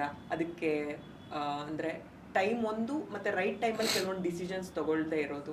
ಈಗ ಫಾರ್ ಎಕ್ಸಾಂಪಲ್, ಈಗ ನಮ್ಮ ಹಿರಿಯರು ಒಂದಷ್ಟು ಈ ಟೈಮಿಗೆ ಇದಾಗಬೇಕು, ನಿಂದು ಲೈಫ್ ಸ್ಟೇಬಲ್ ಆಗಿರುತ್ತನ್ನ ಒಂದಷ್ಟು ವಿಷಯಗಳು ಮಾಡಿಟ್ಟಿದ್ರು. ಅದನ್ನು ಅದೇ ಥರ ಫಾಲೋ ಮಾಡೋಕ್ಕಾಗಲ್ಲ, ಬಿಕಾಸ್ ಜನ್ರೇಷನ್ ಚೇಂಜ್ ಆಗಿದೆ. ಅಟ್ಲೀಸ್ಟ್ ಒಂದಷ್ಟು ವಿಚಾರಗಳನ್ನು ಕಾನ್ಸಂಟ್ರೇಟ್ ಮಾಡ್ತಾ ಇಲ್ಲ. ನಂಗೆ ಬರೀ ಪ್ರೊಫೆಷನ್ ಅಂತ ಹೋಗ್ತಾ ಇರೋ ಜನ್ರೇಷನ್ ಇದು. ನಿಮಗೇನು ಅನಿಸುತ್ತೆ? ಟಫ್ ಕ್ವಶನ್, ಬಟ್ ಒಳ್ಳೆ ಕ್ವಶನ್. ಅಫ್ಕೋರ್ಸ್ ಗ್ರ್ಯಾಂಟಾಗಿ ಯಾರೂ ತಗೋಬಾರ್ದು. ಈಗ ಹೇಳ್ತಾರೆ ಅಂದರೆ ನನ್ನ ವೈಫ್ ತುಂಬ ಸಪೋರ್ಟ್ ಮಾಡಿದ್ರು ಆ ರೀತಿ ಅಂತ. ಹಂಗಂದ ಮಟ್ಟಿಗೆ ನೀವು ಫುಲ್ಲೂ ಅಂದರೆ ಈ ಕಡೆ ಪ್ರೊಫೆಷ್ನಲ್ಲಾಗಿ ನಾನು ಬೆಳಿಬೇಕು ಅಂತ ಇದ್ದರೆ ನೀನು ಅಂದರೆ ಫಸ್ಟೇ ಫ್ಯಾಮಿಲಿ ಬಿಟ್ಟೆ ನೀನು ಬೆಳಿಬೇಕಾಗಿತ್ತು. ಫ್ಯಾಮಿಲಿ ಅಂತ ಬಂದಮೇಲೆ ನಾವಲ್ಲೂ ಟೈಮ್ ಕೊಡಬೇಕು, ಅಥವಾ ಅವ್ರಿಗೂ ವ್ಯಾಲ್ಯೂಸ್ ಕೊಟ್ಟು ಅಲ್ಲೂ ನಾವು ಇದು ಮಾಡಲೇಬೇಕು. ಆ್ಯಂಡ್ ವಯಸ್ಸ ವರ್ಷ ಫ್ಯಾಮಿಲಿಲಿ ಡಿಸ್ಟರ್ಬ್ ಆದರೆ, ಈಗ ಫ್ಯಾಮಿಲಿ ಲೋನ್ಸ್ ಇರ್ಬೋದು, ಅಥವಾ ಮೆಂಟಲ್ ಡಿಸ್ಟರ್ಬ್ ಇರ್ಬೋದು, ಆ ಪ್ಲೇಸಲ್ಲಿ ಇರಬೇಕಾಯ್ತು, ಈ ಪ್ಲೇಸಲ್ಲಿ ಇರಬೇಕಾಯ್ತು, ಈ ರೀತಿ ಒಂದಷ್ಟು ಡಿಸ್ಟರ್ಬ್ ಇದ್ದರೆ 100% ಎಫರ್ಟ್ ಆಗೇ ಆಗುತ್ತೆ. ನನಗೆ ಎಲ್ಲರಿಗೂ ಅನಿಸುತ್ತೆ, ಎಷ್ಟೋ ಟೈಮು ಪೋಸ್ಟ್ ಪ್ರೊಡಕ್ಷನ್ ಸ್ಟುಡಿಯೋಗಳಲ್ಲೆಲ್ಲ ಕೂರೋಕ್ಕಾಗಲ್ಲ. ಮೊಬೈಲ್ ಅದು ಇದು ಕೆಲವೊಂದು ಸಲ ಫೋನ್ ಕಾಲ್ಗಳು ಆ ರೀತಿ. ಅಂದರೆ ಫ್ಯಾಮಿಲಿ ಇದೆ ಅಂತ ಹೇಳ್ತಿಲ್ಲ, ಫೈನಾನ್ಷಿಯಲ್ ಇರ್ಬೋದು, ಏನೇ ಇರ್ಬೋದು, ಡಿಸ್ಟರ್ಬ್ ಆದಾಗ ಕಾನ್ಸಂಟ್ರೇಟ್ ಮಾಡೋಕ್ಕಾಗಲ್ಲ. ಓಕೆ ಅಂತಿರ್ತೀವಿ, ಕಲರ್ ಗ್ರೇಡಲ್ಲಿ ಕೂತಿರ್ತೀವಿ, ಈ ಕಲರ್ ಓಕೆನಾ ಅಂದರೆ ನನಗೆ ಗೊತ್ತೇ ಆಗ್ತಿರಲ್ಲ ಇದು ಕರೆಕ್ಟಾಗಿ ಮ್ಯಾಚ್ ಆಗಿದೆಯಾ, ನಾನು ಬ್ಲ್ಯಾಂಕ್ ಆಗಿರ್ತೀನಿ. ಸೊ ಓಕೆ ಕೆಲಸ ಮುಗಿಸೋಣ ಅಂತ ಈಗ ಡಬ್ಬಿಂಗಲ್ಲಿ ಇದ್ದಾಗ ಆ ರೀತಿ ಇರ್ತೀವಿ. ಅಟ್ ದ ಸೇಮ್ ಟೈಮ್ ನನ್ನ ವೈಫ್ ತುಂಬ ಹೇಳ್ತಿರ್ತಾಳೆ, ನಿನ್ನ ಕೆಲಸ ಇರಲ್ಲ ಆದ್ರೂ ಓದ್ಲಾ ಹೊಡಿತಿರ್ತೀವಿ ಆಫೀಸಲ್ಲಿ ಅಂತ. ಒಂದು ಪಾಯಿಂಟಲ್ಲಿ ನಿಜ ಇರುತ್ತೆ. ಅಂದರೆ ಈಗ ಹುಡುಗರೆಲ್ಲ ಕೂತಿದ್ರೆ ಸುಮ್ಮನೆ ಬೇಡದಿರೋ ವಿಷಯನೇ ಮಾತಾಡ್ತಿರ್ತೀವಿ, ಇದು ಆಗ್ತಿರಲ್ಲ ಅನಿಸ್ತಾ ಇರುತ್ತೆ. ಸೊ ತುಂಬ ಗಿಲ್ಟ್ ಫೀಲ್ ಆಗ್ತೀನಿ ಕೆಲವು, ಇಲ್ಲಿ ಕಳೆಯೋ ಬದಲು ನಾನು ಹೋಗಿ ಮನೇಲಿ ಮಾಡೋದು, ಇಲ್ಲಿ ಏನು ಪ್ರೊಡಕ್ಟಿವ್ ಇಲ್ಲ ಅಂತ. ಬಟ್ ಅದು ಎಲ್ಲ ಕೂತು ಅದೆಲ್ಲ ಮಾತಾಡ್ತೀವಿ, ಇನ್ನೊಂದು ಟೀ ಕುಡಿದ್ಬಿಡೋಣ ಅಂತ ಟೀ ಹೇಳಿದ್ರೆ ಅವ್ನು ಮಾಡಿ ಬಂದು. ನಾನು ನನ್ನ ಫ್ರೆಂಡ್ಸು ತುಂಬಾ ಜನ ಹೇಳೋದ್ ಕೇಳಿದೀನಿ, ಅಂದ್ರೆ ನಂಗೆ ಗೊತ್ತಾಗ್ತಿದೆ ಏನು ವಿಷಯ ಹರ್ಟ್ ಆಗುತ್ತೆ ಅಥವಾ ನಾನು ಟೈಮ್ ಕೊಡ್ತಿಲ್ಲ ಅಂತ, ಬಟ್ ಆದ್ರೂ ಅದೇ ಮಾಡಿರ್ತೀನಿ ಅಂತ. ಸೊ ಕೆಲ ಅನಿಸುತ್ತೆ ಗ್ರ್ಯಾಂಡಾಗಿ ತಗೊಳ್ಬಾರ್ದು ಹಾಗೆ ಹೀಗೆ ಅಂತ. ಸೊ ಎರಡು ಬ್ಯಾಲೆನ್ಸ್ ಮಾಡಬೇಕು. ಅಂದರೆ ಅಲ್ಲಿಂದ ಡಿಸ್ಟರ್ಬು ಪ್ರೊಫೆಷನಲ್ ಮೇಲೆ ಬಿದ್ದೇ ಬೀಳುತ್ತೆ. ನಮ್ಮ ಫೀಲ್ಡ್ ಅಂತ ಅಲ್ಲ, ಜನರಲ್ ಆಗಿ ನಾನು ಇಲ್ಲಿ ಬೆಳಿತೀನಿ ಅಂತ ಯಾವುದೇ ಕ್ಷೇತ್ರನ ಅವ್ರನ್ನ ಇದು ಮಾಡೋದು ತಪ್ಪು. ಅಂದ್ರೆ ಆಮೇಲೆ ಇನ್ನೊಂದು ಪರ್ಸನಲ್ ಡಿಸಿಷನ್ಗಳನ್ನ, ಈಗ ನಂದೇನೋ ಪ್ರೊಫೆಷನ್ ಸೆಟಲ್ ಆಗಿಲ್ಲ ಅಂತ ಪುಷ್ ಮಾಡ್ತಾ ಹೋದ್ರೆ ಅದ್ರ ಬಗ್ಗೆ ಏನು ಹೇಳ್ತೀರಾ? ಅಂದ್ರೆ ಅವಾಗ ಈಗ ನಾನು ಹೇಳ್ತಾ ಇರೋದು, ಈಗ ನಮ್ಮ ಅಪ್ಪ ಅಮ್ಮ ಅಂದ್ರಲ್ಲ, ಈ ಟೈಮಿಗೆ ಇದು ಅವ್ರಿಗೆ ಕರಿಯರು ಮತ್ತೆ ಪರ್ಸನಲ್ ಲೈಫು ಅದನ್ನ ಅವರು ಒಟ್ಟು ಮಾಡ್ತಿರ್ಲಿಲ್ಲ, ಮಿಕ್ಸ್ ಮಾಡ್ತಿರ್ಲಿಲ್ಲ. ಅಂದರೆ ಅದು ಪರ್ಸನ್ ಟು ಪರ್ಸನ್ ವೇರಿ ಆಗುತ್ತೆ. ನಾನಿಲ್ಲಿ ಸುಮ್ಮನೆ ಹೇಳೋದಷ್ಟೇ. ಅವನು ಅಂಡರ್ಗೋ ಹೋಗಿರ್ತಾನಲ್ಲ, ಅವನು ವೆಂಟ್ ಥ್ರೂ ಆಗಿರ್ತಾನೆ. ಸೊ ಅದು ಅವನಿಗೆ ಮಾತ್ರ ಅರ್ಥ ಆಗುತ್ತೆ. ಕೆಲವೊಂದು ಸಲ ಓಕೆ ನನ್ನ ಸೆಟ್ಲ್ ಆಗಿಲ್ಲ ಅಂದರೂ ಸರಿ, ಮದುವೆ ಆಗ್ಬಿಡೋಣ ಅಂತ ಆದಾಗ ಅವ್ನು ಇನ್ನೂ ಡಿಸ್ಟರ್ಬ್ ಆಗುತ್ತೆ. ಸೊ ಒಂದು ಬ್ಯಾಲೆನ್ಸ್ಡಾಗಿ, ಅಂದರೆ ಒಂದು ಅವ್ನಿಗೆ ಇರಲೇಬೇಕು, ಒಂದು ಮದುವೆ ಆದಮೇಲೆ ಒಂದು ರೊಟೀನ್ ಲೈಫ್ ಥರದ್ದೊಂದು ಏನು ಮಾಡೋಕ್ಕೆ ಇರಲೇಬೇಕು. ಸೊ ಅಂದರೆ ಅದು ಅವ್ನು ಪರ್ಸನ್ ಟು ಪರ್ಸನ್ ಬೇರೆ ಆಗುತ್ತೆ. ಇನ್ನು ಕೆಲವ್ರಿಗೆ ವರ್ಕ್ ಆಗಿರುತ್ತೆ. ಓಕೆ ಲೈಫ್ ಹೋದಾಗ ಅವ್ನು ಏನೋ ಅಂದ್ಕೊಂಡಿರ್ತಾನೆ, ಅವ್ನು ಇನ್ನೂ ಚೆನ್ನಾಗಿರುತ್ತೆ. ಅದು ಅವ್ರವ್ರ ಲೈಫಲ್ಲಿ ಅವ್ರವ್ರ ಡಿಸಿಷನ್. ಇದನ್ನು ನನಗೂ ಕ್ಲಾರಿಟಿ ಇಲ್ಲ, ಅದಕ್ಕೆ ನಾನು ಹೇಳೋಕ್ಕಾಗ್ತಿಲ್ಲ. ಅಂದರೆ ನನಗೆ ಬೈಕಲ್ಲಿ ಮಗುನ ಕೂರಿಸ್ಕೊಂಡು ಹೋಗ್ತಾರಲ್ಲ, ಅಂದರೆ ನಾನು ಹೋಗಿದ್ದೀನಿ ನನ್ನ ಲೈಫಲ್ಲಿ. ನಾನು ಪೂರ್ತಿ ಚೇತಕಲ್ಲಿ ಓಡಾಡಿದ್ದೆ ತಂದೆ ಹತ್ರ ಇದ್ದಾಗ. ಸೊ ಈಗ ಅದನ್ನೆಲ್ಲ ನೋಡಿದ್ರೆ ಭಯ ಆಗ್ತಿರುತ್ತೆ. ಹಿಂಗೆ ಲೇಡೀಸ್ ಹಿಂಗೆ ಕೂತ್ಕೊಂಡಿರ್ತಾರಲ್ಲ, ನನಗೆ ದೇವ್ರ ಹತ್ರ ನಾನು ಲಿಟ್ರಲಿ ಬೆಳ್ಕೊತೀನಿ, ಇವರು ಒಂದು ಕಾರಲ್ಲಿ ಓಡಾಡೋಂಗಾಗಲಿ ಆ ರೀತಿ ಎಲ್ಲ ಅನಿಸ್ತಾ ಇರುತ್ತೆ. ಅಂದರೆ ಆ ಭಯ ಆಗ್ತಿರುತ್ತೆ. ನಾನು ಸ್ಕೂಟಲ್ಲಿ ಓಡಾಡ್ತೀನಿ, ಅದರಲ್ಲೇನಿಲ್ಲ. ಬಟ್ ಯಾರನ್ನ ಮಗು ಹಿಂಗೆ ಹಿಡ್ಕೊಂಡಿದ್ದವ್ರು ಹಂಗೆ ಕೂತ್ಕೊಂಡಿರೋದು ನೋಡಿದ್ರೆ ಸಡನ್ ಭಯ ಆಗ್ತಿರುತ್ತೆ. ಸೊ ಅವಾಗ ಅನಿಸುತ್ತೆ ಯಾರು ಇರಬೇಕು, ಫ್ಯಾಮಿಲಿಗೆ ಒಂದು ಇದು ಕೊಡಲಿ ದೇವರು. ಓಕೆ, ಇನ್ನು ಬ್ಯಾಕ್ ಟು ಸಿನಿಮಾ. ಮೊನ್ನೆ ಸ್ಟೇಜ್ ಮೇಲೂ ಹೇಳಿದ್ರಿ ನೀವು, ಅಂದರೆ ಪ್ರಮೋಷನ್ಗೆ ಇವಾಗ ಖರ್ಚಾಗ್ತಿರೋ ದುಡ್ಡಿನ ಬಗ್ಗೆ ತುಂಬ ಡಿಸ್ಕಷನ್ಸ್ ಆಗ್ತಾ ಇದೆ. ಮತ್ತು ಇನ್ನೊಂದೇನೆಂದರೆ, ಒಂದಷ್ಟು ಹೊಸ ಪ್ರೊಡ್ಯೂಸರ್ಸ್ ಬರ್ತಾರೆ ಅಥವಾ ಹೊಸ ಟೀಮ್ ಬರುತ್ತೆ, ಸಿನಿಮಾ ಮಾಡಬೇಕು ಅನ್ನೋದಷ್ಟೇ ಅವ್ರದ್ದು ಒಂದಷ್ಟು ಕಾನ್ಸಂಟ್ರೇಷನ್ ಇರುತ್ತೆ. ಸಿನಿಮಾ ಎಷ್ಟು ಇಂಪಾರ್ಟೆಂಟೋ ಮಾರ್ಕೆಟಿಂಗ್ ಪ್ರಮೋಷನ್ ಅಷ್ಟೇ ಇಂಪಾರ್ಟೆಂಟ್ ಅಂತ ಗೊತ್ತಿದ್ರು ಫಸ್ಟ್ ಸಿನಿಮಾ ಬಜೆಟ್ ಅಷ್ಟೇ ನೋಡ್ತಿರ್ತಾರೆ, ಮುಗಿಸ್ಬಿಡೋಣ ಆಮೇಲೆ ನೋಡ್ಕೊಳ್ಳೋಣ ಅಂತ. ಎಲ್ಲೋ ಒಂದು ಕಡೆ ಸಿನಿಮಾ ಮುಗಿದ್ಮೇಲೆ ಸ್ಟಕ್ ಆಗಿ ಉಳ್ಕೊಂಡಿರೋ ಅಥವಾ ಸರಿಯಾದ ಪ್ರಮೋಷನ್ ಆಗದೆ ಇದಾಗ್ತಾ ಇರೋದು, ಇದೆಲ್ಲ ಒಂದು ಮೇಜರ್ ಇಶ್ಯೂ ಆಗಿದೆ ಅದು ಇವಾಗ. ನೀವೇನು ಹೇಳ್ತೀರಾ ಸರ್? ಅದು ಮೋಸ್ಟ್ಲಿ ಈಗ ಫಿಲಮ್ ಚೇಂಬರ್ ಅಥವಾ ಪ್ರೊಡ್ಯೂಸರ್ ಯೂನಿಯನ್ ಏನಿದೆ, ಅವರು ಎಜುಕೇಟ್ ಮಾಡಬೇಕು. ಯಾರೇ ಪ್ರೊಡ್ಯೂಸರ್ ಬಂದರು, ಈಗ ಮಿನಿಮಮ್ 1 CR ಇದ್ರೆ ನಿಂದೊಂದು ಈ ರೀತಿ ಮೂವಿ ಇದೆ ಅಂತ ಜನಕ್ಕೆ ಗೊತ್ತಾಗುತ್ತೆ. ಜನ ಬರ್ತಾರೆ ಅಂತಲ್ಲ, ಬೇಕು ಮಿನಿಮಮ್ ಬೇಕು. ಅಂದರೆ 15 to 20 lakhs UFO ಕ್ಯೂಬ್ ಹೋಗ್ಬಿಡುತ್ತೆ. ಅಂದರೆ ನಾವು ಆಗ್ತೀವಲ್ಲ, UFO ಕ್ಯೂಬ್ ಸ್ಕ್ರಾಬಲ್ಗೆ ಹೋಗುತ್ತೆ. ಇನ್ನು social media publicity minimum 10 lakhs ಹೋಗ್ಬಿಡುತ್ತೆ, ಯೂಟ್ಯೂಬು ಮತ್ತು ಮೀಮ್ ಪೇಜಸ್ ಇವಕ್ಕೆಲ್ಲ. ಸೊ ಅಲ್ಲಿಗೆ 25. ಇನ್ನು ರೋಡ್ ಪೋಸ್ಟರ್ಸು ಅದು ಇದು ಅಂತ ಒಂದು 10 lakhs ಹೋಗುತ್ತೆ, ಅದೊಂದು 35. ಇನ್ನು ಥಿಯೇಟ್ರಿಗೆ ಆಗ್ತಿರಲ್ಲ, ಆ ಥಿಯೇಟ್ರಲ್ಲಿ ವಿನೈಲ್ ಬಿಟ್ಟಿರ್ತಾರಲ್ಲ, 10 into 20 it depends on theatres. ಈಗ ಮೇನ್ ಥಿಯೇಟರು ಪ್ರಸನ್ನ ವೀರೇಶ್ ಎಲ್ಲ ಆದರೆ 15 to 50 ಆ ರೀತಿ ಸೈಜ್ಗಳು. ಆ ರೀತಿ ಇವೆಲ್ಲ ಮಿನಿಮಮ್ ನೀವು ಒಂದು 100-125 ಥಿಯೇಟ್ರಲ್ಲಿ ಬಿಡ್ತೀರ ಅಂದರೆ. ತಿರ್ಗಿ ಆ ಪೋಸ್ಟರ್ಸು, ಆಮೇಲೆ DR ಮತ್ತು ಸ್ಟ್ಯಾಂಡೀಸ್. ನೀವು ಮಾಲ್ಗಳಿಗೆ ಹೋದಾಗೆಲ್ಲ ಸ್ಟ್ಯಾಂಡೀಸ್ ಇರುತ್ತೆ, ಒಳಗಡೆ ಗ್ಲಾಸಲ್ಲಿ ಒಂದು ಪೋಸ್ಟರ್ ಹಾಕಿರ್ತಾರೆ DR. ಈ ರೀತಿ ಎಲ್ಲ ಒಂದು 15 ಲಕ್ಷ 50 ಲಕ್ಷ ಅಲ್ಲಿ ಈಸಿಲಿ ಹೋಯ್ತು. TV ಪ್ಯಾಕೇಜಸ್ ಒಂದು 20 ಲಕ್ಷ 70.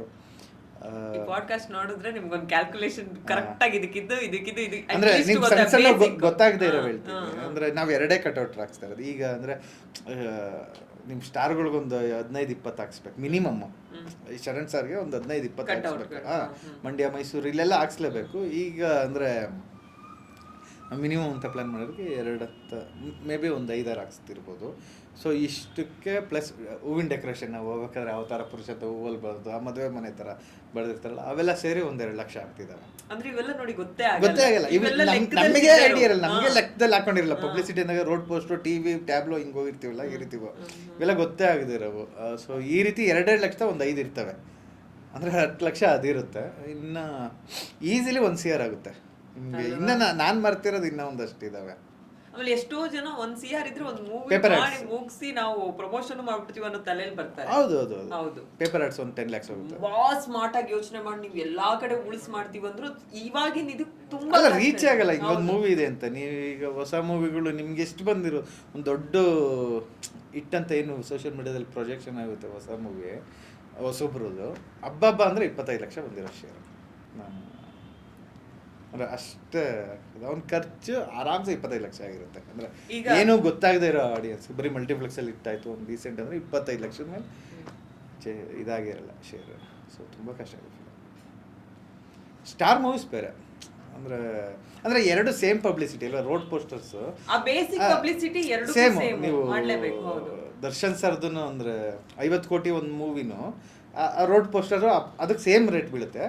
ಹೊಸಬ್ರದ್ದು ಯಾರಿಗೂ ಗೊತ್ತಿಲ್ದಿರೋದು ಅದು ಸೇಮ್ ಬೀಳುತ್ತೆ. ಸೊ ಆ ಡಿಫ್ರೆನ್ಸ್. ಅವರೇ ನಿಮಗೆ ಪ್ರೈಸ್ ಕಮ್ಮಿ ಕನ್ಸೆಷನ್ ಕೊಡಲ್ಲ. ನೀನು ಹೊಸ ಹೀರೋ ಈಗ ಅವತಾರ ಪುರುಷಟ್ಟು ನಾನು ನೋಡ್ಕೊಂಬಂದೆ. ಒಂದೇ ಕಡೆ 5 ಅನ್ಸಿದ್ದಾನೆ ಅವರಂಗ ಹತ್ರ. ನಾನು ಈ 5 ಪೋಸ್ಟರ್ ಇಲ್ಲೇ ಹಾಕಂಟಿಸ್ತಾ ಹೋಗಿ ಈಗ 5 ಪೋಸ್ಟರ್ ನೋಡ್ಬಿಟ್ಟು ಜನ ಯಾರನ್ನ ಬರೋರು ಇದ್ದಾರ ಅಂದರೆ ಅದು ಗೊತ್ತಿಲ್ಲ ನಮಗೆ ಎಕ್ಸಾಕ್ಟ್. ನಮಗೆ ಈಗ ಅಟ್ಲೀಸ್ಟ್ ಈಗ ಬುಕ್ ಮೈ ಶೋದು ಇದ್ರದ್ದೆಲ್ಲ ಅಂದರೆ ಇಂಪ್ಯಾಕ್ಟ್ ಗೊತ್ತಾಗುತ್ತೆ. ಇದರಿಂದ ಎಷ್ಟು ಜನ ನಮಗೆ ಟಿಕೆಟ್ ಕನ್ವರ್ಟ್ ಆಗಿದೆ ಗೊತ್ತಾಗಲ್ಲ. ಬಟ್ ಮಾಡಲೇಬೇಕು ಸ್ಟ್ರೀಟ್ ಪಬ್ಲಿಸಿಟಿ ಇವೆಲ್ಲ ಮಿನಿಮಮ್ಮು. ಅದೇ ಅವಾಗೊಂದು ಹಿಂಗೆ ನನ್ನ ಹತ್ರ ಮಾತಾಡ್ತಾ ಯಾರು ಡಾರ್ಲಿಂಗ್ ಕೃಷ್ಣ ಅನ್ಸುತ್ತೆ, ನಾವು ಅವ್ರ ಪ್ರಮೋಷನ್ ಏನೋ ಕಾನ್ವರ್ಸೇಷನ್ ಆಗೋದು ತುಂಬ ಹಿಂದೆನೆ ಒಂದು ಮಾತು ಹೇಳ್ತಾ ಇದ್ರು. ಈಗ ನಾವು ಇಷ್ಟೆಲ್ಲ ಮಾಡ್ತಾ ಇದೀವಲ್ಲ, ಅವಾಗ ವಿಷ್ಣು ಸರ್ ಅಣ್ಣವರು ಇವ್ರದೆಲ್ಲ ಎಲ್ಲೋ ಯಾವುದೋ ಊರಲ್ಲಿ ಒಂದೇ ಒಂದು ಪೋಸ್ಟರ್ ಇದ್ರೆ ಅದನ್ನ ನೋಡ್ಕೊಂಡು ಬರ್ತಾ ಇರ್ಲಿಲ್ವಾ ಸಿನಿಮಾಗೆ? ಒಂದು ಕ್ವಶನ್ ಬರುತ್ತೆ ಇಷ್ಟೆಲ್ಲ. ಅಲ್ಲ ಅದು ಈಗಲೂ ನಮಗೆ ಬರುತ್ತೆ. ಈಗ ಸಿನಿಮಾ ಯಾಕೆ ಸ್ಟಕ್ ಆಗುತ್ತೆ ಅನ್ನೋದು ಅದೇ ಕಾರಣಕ್ಕೆ. ಹೊಸಬ್ರು ಏನು ಅನ್ಕೊಂಡ್ಬಿಡ್ತಾರೆ, ಫಿಲಮ್ ರೆಡಿ ಆದರೆ ಬೈಯರ್ಸ್ ಬರ್ತಾರೆ ಅಂತ. ಅವಾಗ ಹಾಗೇ ಇತ್ತು. ಅಣ್ಣವರು ವಿಷ್ಣುವರ್ಧನ್ ಸರ್ ಗ್ರೇಟ್ ಬಿಡಿ, ಲೆಜೆಂಡ್ರಿ. ಒಂದು ಮೀಡಿಯಂ ಆಕ್ಟರ್ಸ್ತು ಅವಾಗ. ಫಿಲಮ್ ಮುಹೂರ್ತ ಆಯಿತು ಅಂದರೆ ಪ್ರೊಡ್ಯೂಸರ್ ಹತ್ರ ಡಿಸ್ಟ್ರಿಬ್ಯೂಟರ್ ಟಚ್ ಇರೋರು, ಡಿಸ್ಟ್ರಿಬ್ಯೂಟರ್ ಹತ್ರ ಥಿಯೇಟರ್ ಟಚ್ ಇರೋರು. ಅಂದರೆ ನಾವು ರೀಲ್ ತೊಗೊಂಡು ಹೋಗ್ತೀವಿ, ಇಷ್ಟು ದುಡ್ಡು ಕೊಟ್ಟಿರೋರು ಫಸ್ಟೇ ಡಿಸ್ಟ್ರಿಬ್ಯೂಟರ್ಗೆ, ಡಿಸ್ಟ್ರಿಬ್ಯೂಟ್ರು ಪ್ರೊಡ್ಯೂಸರ್ಗೆ ಇಷ್ಟು ದುಡ್ಡು ಕೊಟ್ಟಿರೋರು. ಸೊ ಅದರಿಂದ ಸಿನಿಮಾ ಆಗೋದು. ಅಣ್ಣವ್ರದ್ದೆಲ್ಲ ಸೈನಿಂಗ್ ತೊಗೊಂಡ್ರೆ ಸಾಕಾಗಿತ್ತು ಅವಾಗ. ಸೊ ಬಂದು ಥಿಯೇಟರ್ ದುಡ್ಡು ಕೊಡೋರು, ಇದು ಕೊಡೋರು, ಆ ದುಡ್ಡಲ್ಲಿ ಸಿನಿಮಾ ಕಂಪ್ಲೀಟಾಗಿ ಹಂಗೆ ರಿಲೀಸ್ ಆಗೋದು. ಅಂದರೆ ರಿವರ್ಸ್ ಪ್ರೋಸೆಸ್ ಇತ್ತು ಜನಗಳಿಂದ. ಅಂದರೆ ಈಗ ಉಲ್ಟಾ, ಸಿನಿಮಾಗೆ ದುಡ್ಡು ಹಾಕ್ತೀವಿ, ಥಿಯೇಟ್ರಿಗೆ ಬಿಡ್ತೀವಿ, ಥಿಯೇಟ್ರಿಗೆ ಜನ ಬರ್ತಾರೆ, ದುಡ್ಡು ಕೊಡ್ತಾರೆ. ಸೊ ಅಲ್ಲಿಂದ ಬರುತ್ತೆ. ಅವಾಗ ಉಲ್ಟಾ ಇರೋದು. ಸೊ ಥಿಯೇಟ್ರವೇ ಜನ ಇದರಿಂದ ದುಡ್ಡು ಬರುತ್ತೆ ಅಂತ ತೊಗೊಂಡು ಡಿಸ್ಟ್ರಿಬ್ಯೂಟರ್ ದುಡ್ಡು ಕೊಡೋನು, ಡಿಸ್ಟ್ರಿಬ್ಯೂಟರ್ನು ಈ ಫಿಲಮ್ ಬೇಕು ಅಂತ ಪ್ರೊಡ್ಯೂಸರ್ ದುಡ್ಡು ಕೊಡೋನು. ಸೇಫ್ ಆಗ್ತಿದ್ದ ನಿರ್ಮಾಪಕ. ಹೌದು, ಸೇಫು 2-3 ಇಯರ್ಸ್ ಬ್ಯಾಕ್ವರೆಗೂ ಆಗ್ತಿದ್ದೆ ನಾವು. TV rates, dubbing rates, Amazon rates ಇವೆಲ್ಲ ಮಿನಿಮಮ್ ಇರೋದು ನಮಗೆ. ಸೊ ನಾವು ಆಗ್ತಿದ್ದು. ಈಗ ಅವೆಲ್ಲ ಸ್ಟಾಪ್ ಆಗಿದೆ. ಅಂದರೆ ಒಂದು ಸೀರಿಯಸ್ ಪ್ರಶ್ನೆ, ನಂಗೆ ಗೊತ್ತಿಲ್ಲ ನೀವು ಎಷ್ಟು ನೀಟಾಗಿ ಆನ್ಸರ್ ಮಾಡ್ತೀರಾ ಅಥವಾ ಎಷ್ಟು ಮಟ್ಟಿಗೆ ಆನ್ಸರ್ ಮಾಡ್ಬೋದು ಅಂತ. ತುಂಬ ಜನ ಈಗ ಒಂದು 2 ವರ್ಷ ನೀವು ಹೇಳಿದ್ರಿ, 2 ವರ್ಷದ ಮುಂಚೆನೂ ನಾವು 3 ವರ್ಷದ ಮುಂಚೆನೂ ಸೇಫ್ ಆಗ್ತಿದ್ವಿ. ಬಟ್ ಈಗ ಒಂದು 3 ವರ್ಷದಲ್ಲೇ ಆ್ಯಕ್ಚುಲಿ ಹೇಳ್ಬೇಕಂದ್ರೆ ಈಗ ಆಫ್ಟರ್ KGF 2, ಕಾಂತಾರ ಅಥವಾ ಒಂದಷ್ಟು ಚಾರ್ಲಿ, ಈ ಸಿನಿಮಾಗಳೆಲ್ಲ ಆದಮೇಲೆ ನಾವು golden era of Kannada cinema ಈ ಥರದ್ದೆಲ್ಲ ಒಂದಷ್ಟು ಸೆಂಟೆನ್ಸ್ಗಳು ಕೇಳಕ್ಕೆ ಸಿಕ್ತು. ಅಥವಾ ತುಂಬ ಇನ್ವೆಸ್ಟರ್ಸ್ ಬರ್ತಾರೆ, ಅಥವಾ ಎಲ್ಲ ಲ್ಯಾಂಗ್ವೇಜ್ ಅವರು ನಮ್ಮ ಕಡೆ ತಿರುಗಿ ನೋಡ್ತಾ ಇದ್ದಾರೆ. ಆದರೆ ಆ ದೊಡ್ಡ ದೊಡ್ಡ ಸಿನಿಮಾಗಳಿಗಿಂತ ಈ ಮಧ್ಯ ಫಿಲ್ ಅಪ್ ದ ಬ್ಲ್ಯಾಂಕ್ಸಲ್ಲಿ ಬರೋ ಚಿಕ್ಕ ಚಿಕ್ಕ ಸಿನಿಮಾಗಳಿಗೆಲ್ಲ ತುಂಬ ಇಂಪಾರ್ಟೆಂಟ್. ಅದು ಯಾರಿಗೂ ಅದು ಕಾನ್ಸಂಟ್ರೇಟ್ ಮಾಡ್ತಾ ಇಲ್ವಾ, ಅದು ಗೊತ್ತಾಗ್ತಾ ಇಲ್ವಾ? ಅವಾಗ ಮಾತ್ರ ಒಂದು ಇಂಡಸ್ಟ್ರಿ ಉಳಿಯೋದಕ್ಕೆ ಅಥವಾ ಸರ್ವೈವ್ ಆಗೋದಕ್ಕೆ ಸಾಧ್ಯ ಅಂತ. ಅಲ್ಲ, ಆಡಿಯನ್ಸಿಗೆ ಬ್ಲೇಮ್ ಮಾಡೋಕ್ಕಲ್ಲ. ಅವ್ನಿಗೆ ಅಲ್ಟಿಮೇಟ್ ನಾನು ಫೈನಲ್ ಪ್ರಾಡಕ್ಟ್ ನೋಡ್ತೀನಿ ಅಂತ ಅಷ್ಟೇ. ಅಲ್ಲ, ನಾನು ಆಡಿಯನ್ಸ್ ಪಾಯಿಂಟ್ ಆಫ್ ವ್ಯೂ ಹೇಳ್ತಲ್ಲ, ಓವರ್ ಆಲ್ ಮಾತಾಡೋದು. ಅದೇ ಇಂಡಸ್ಟ್ರಿ ಉಳಿಬೇಕಂದ್ರೆ ಚಿಕ್ಕ ಫಿಲಮ್ಗಳು ಬೇಕೇ ಬೇಕು. ಚಿಕ್ಕ ಫಿಲಮ್ಗಳು ಅಂತ ಹೇಳ್ತೀರಿ, ಆ ಫಿಲಮ್ನ ಹಂಗೆ ಹೇಳೋಕ್ಕಾಗಲ್ಲ. ಅಂದರೆ ನೀವು ಎವ್ರಿ ಡೇ ಥಿಯೇಟ್ರಿಗೆ ಒಂದು ಮಿನಿಮಮ್ ಆಗಲೇಬೇಕು. ಈ ರೀತಿ ಈ ವರ್ಷ ಏನೋಗಿದೆ, ಫಾರ್ ಎಕ್ಸಾಂಪಲ್ ಲಾಸ್ಟ್ ಈ ಜನವರಿಯಿಂದ 2023 3 ಮಂತ್ಸ್ ಏನೋಗಿದೆ, ಈ ರೀತಿ ಹೋದರೆ ನೆಕ್ಸ್ಟ್ ಇಯರ್ಗೆ ಮಿನಿಮಮ್ ಒಂದು 200 ಥಿಯೇಟ್ರ್ ಮುಚ್ಕೊಳ್ಳುತ್ತೆ. ಔಟ್ಸೈಡ್. ಯಾಕಂದರೆ 200 ಥಿಯೇಟರ್ಸ್ ಮುಚ್ಚೋಗ್ಬೋದು ಸಿಂಗಲ್ ಥಿಯೇಟ್ರ್ಗಳು. ಅಂದರೆ ನಾವು ಬೇರೆ ಬೇರೆ ಫಿಲಮ್ದು ಎಲ್ಲಾದ್ರೂ ನಾನು ಡಿಸ್ಟ್ರಿಬ್ಯೂಷನ್, ಈ ಒಂದು ಸರಳ ಪ್ರೇಮಕತೆ ಡಿಸ್ಟ್ರಿಬ್ಯೂಷನ್ ಅಲ್ಲಿ ಆಫೀಸಲ್ಲಿ ಒಂದು 10-15 ಫಿಲಮು ನಮ್ಮದು ರಿಲೀಸ್ ಆಗಿ ಆಚೆ ಹೋಗೋಷ್ಟರಲ್ಲಿ ಒಂದು 25 ಫಿಲಮ್ ರಿಲೀಸ್ ಆಗಿದೆ. ನಾನು ಬೇರೆದ್ರದ್ದು ಎಲ್ಲಾದ್ರದ್ದು ನೋಡ್ತಿದ್ದೆ, ನಮ್ಮದೇ ಅಂತಲ್ಲ. ಸೊ ಆಗ ನಾನು 3 ವರ್ಷದ ಹಿಂದೆ ಏನು ನೋಡ್ತಿದ್ದೆ, ನೋ ಶೋಸ್ ಅನ್ನೋದು ಇರಲಿಲ್ಲ. ಅಂದರೆ ಜನ ಏನೋ ಅವ್ರಿಗೆ ಫಿಲಮ್ ರಿಪೋರ್ಟ್ ರೆಸ್ಪೆಕ್ಟ್ ಒಂದು 15 ಜನ 20 ಜನ ಇರೋರು.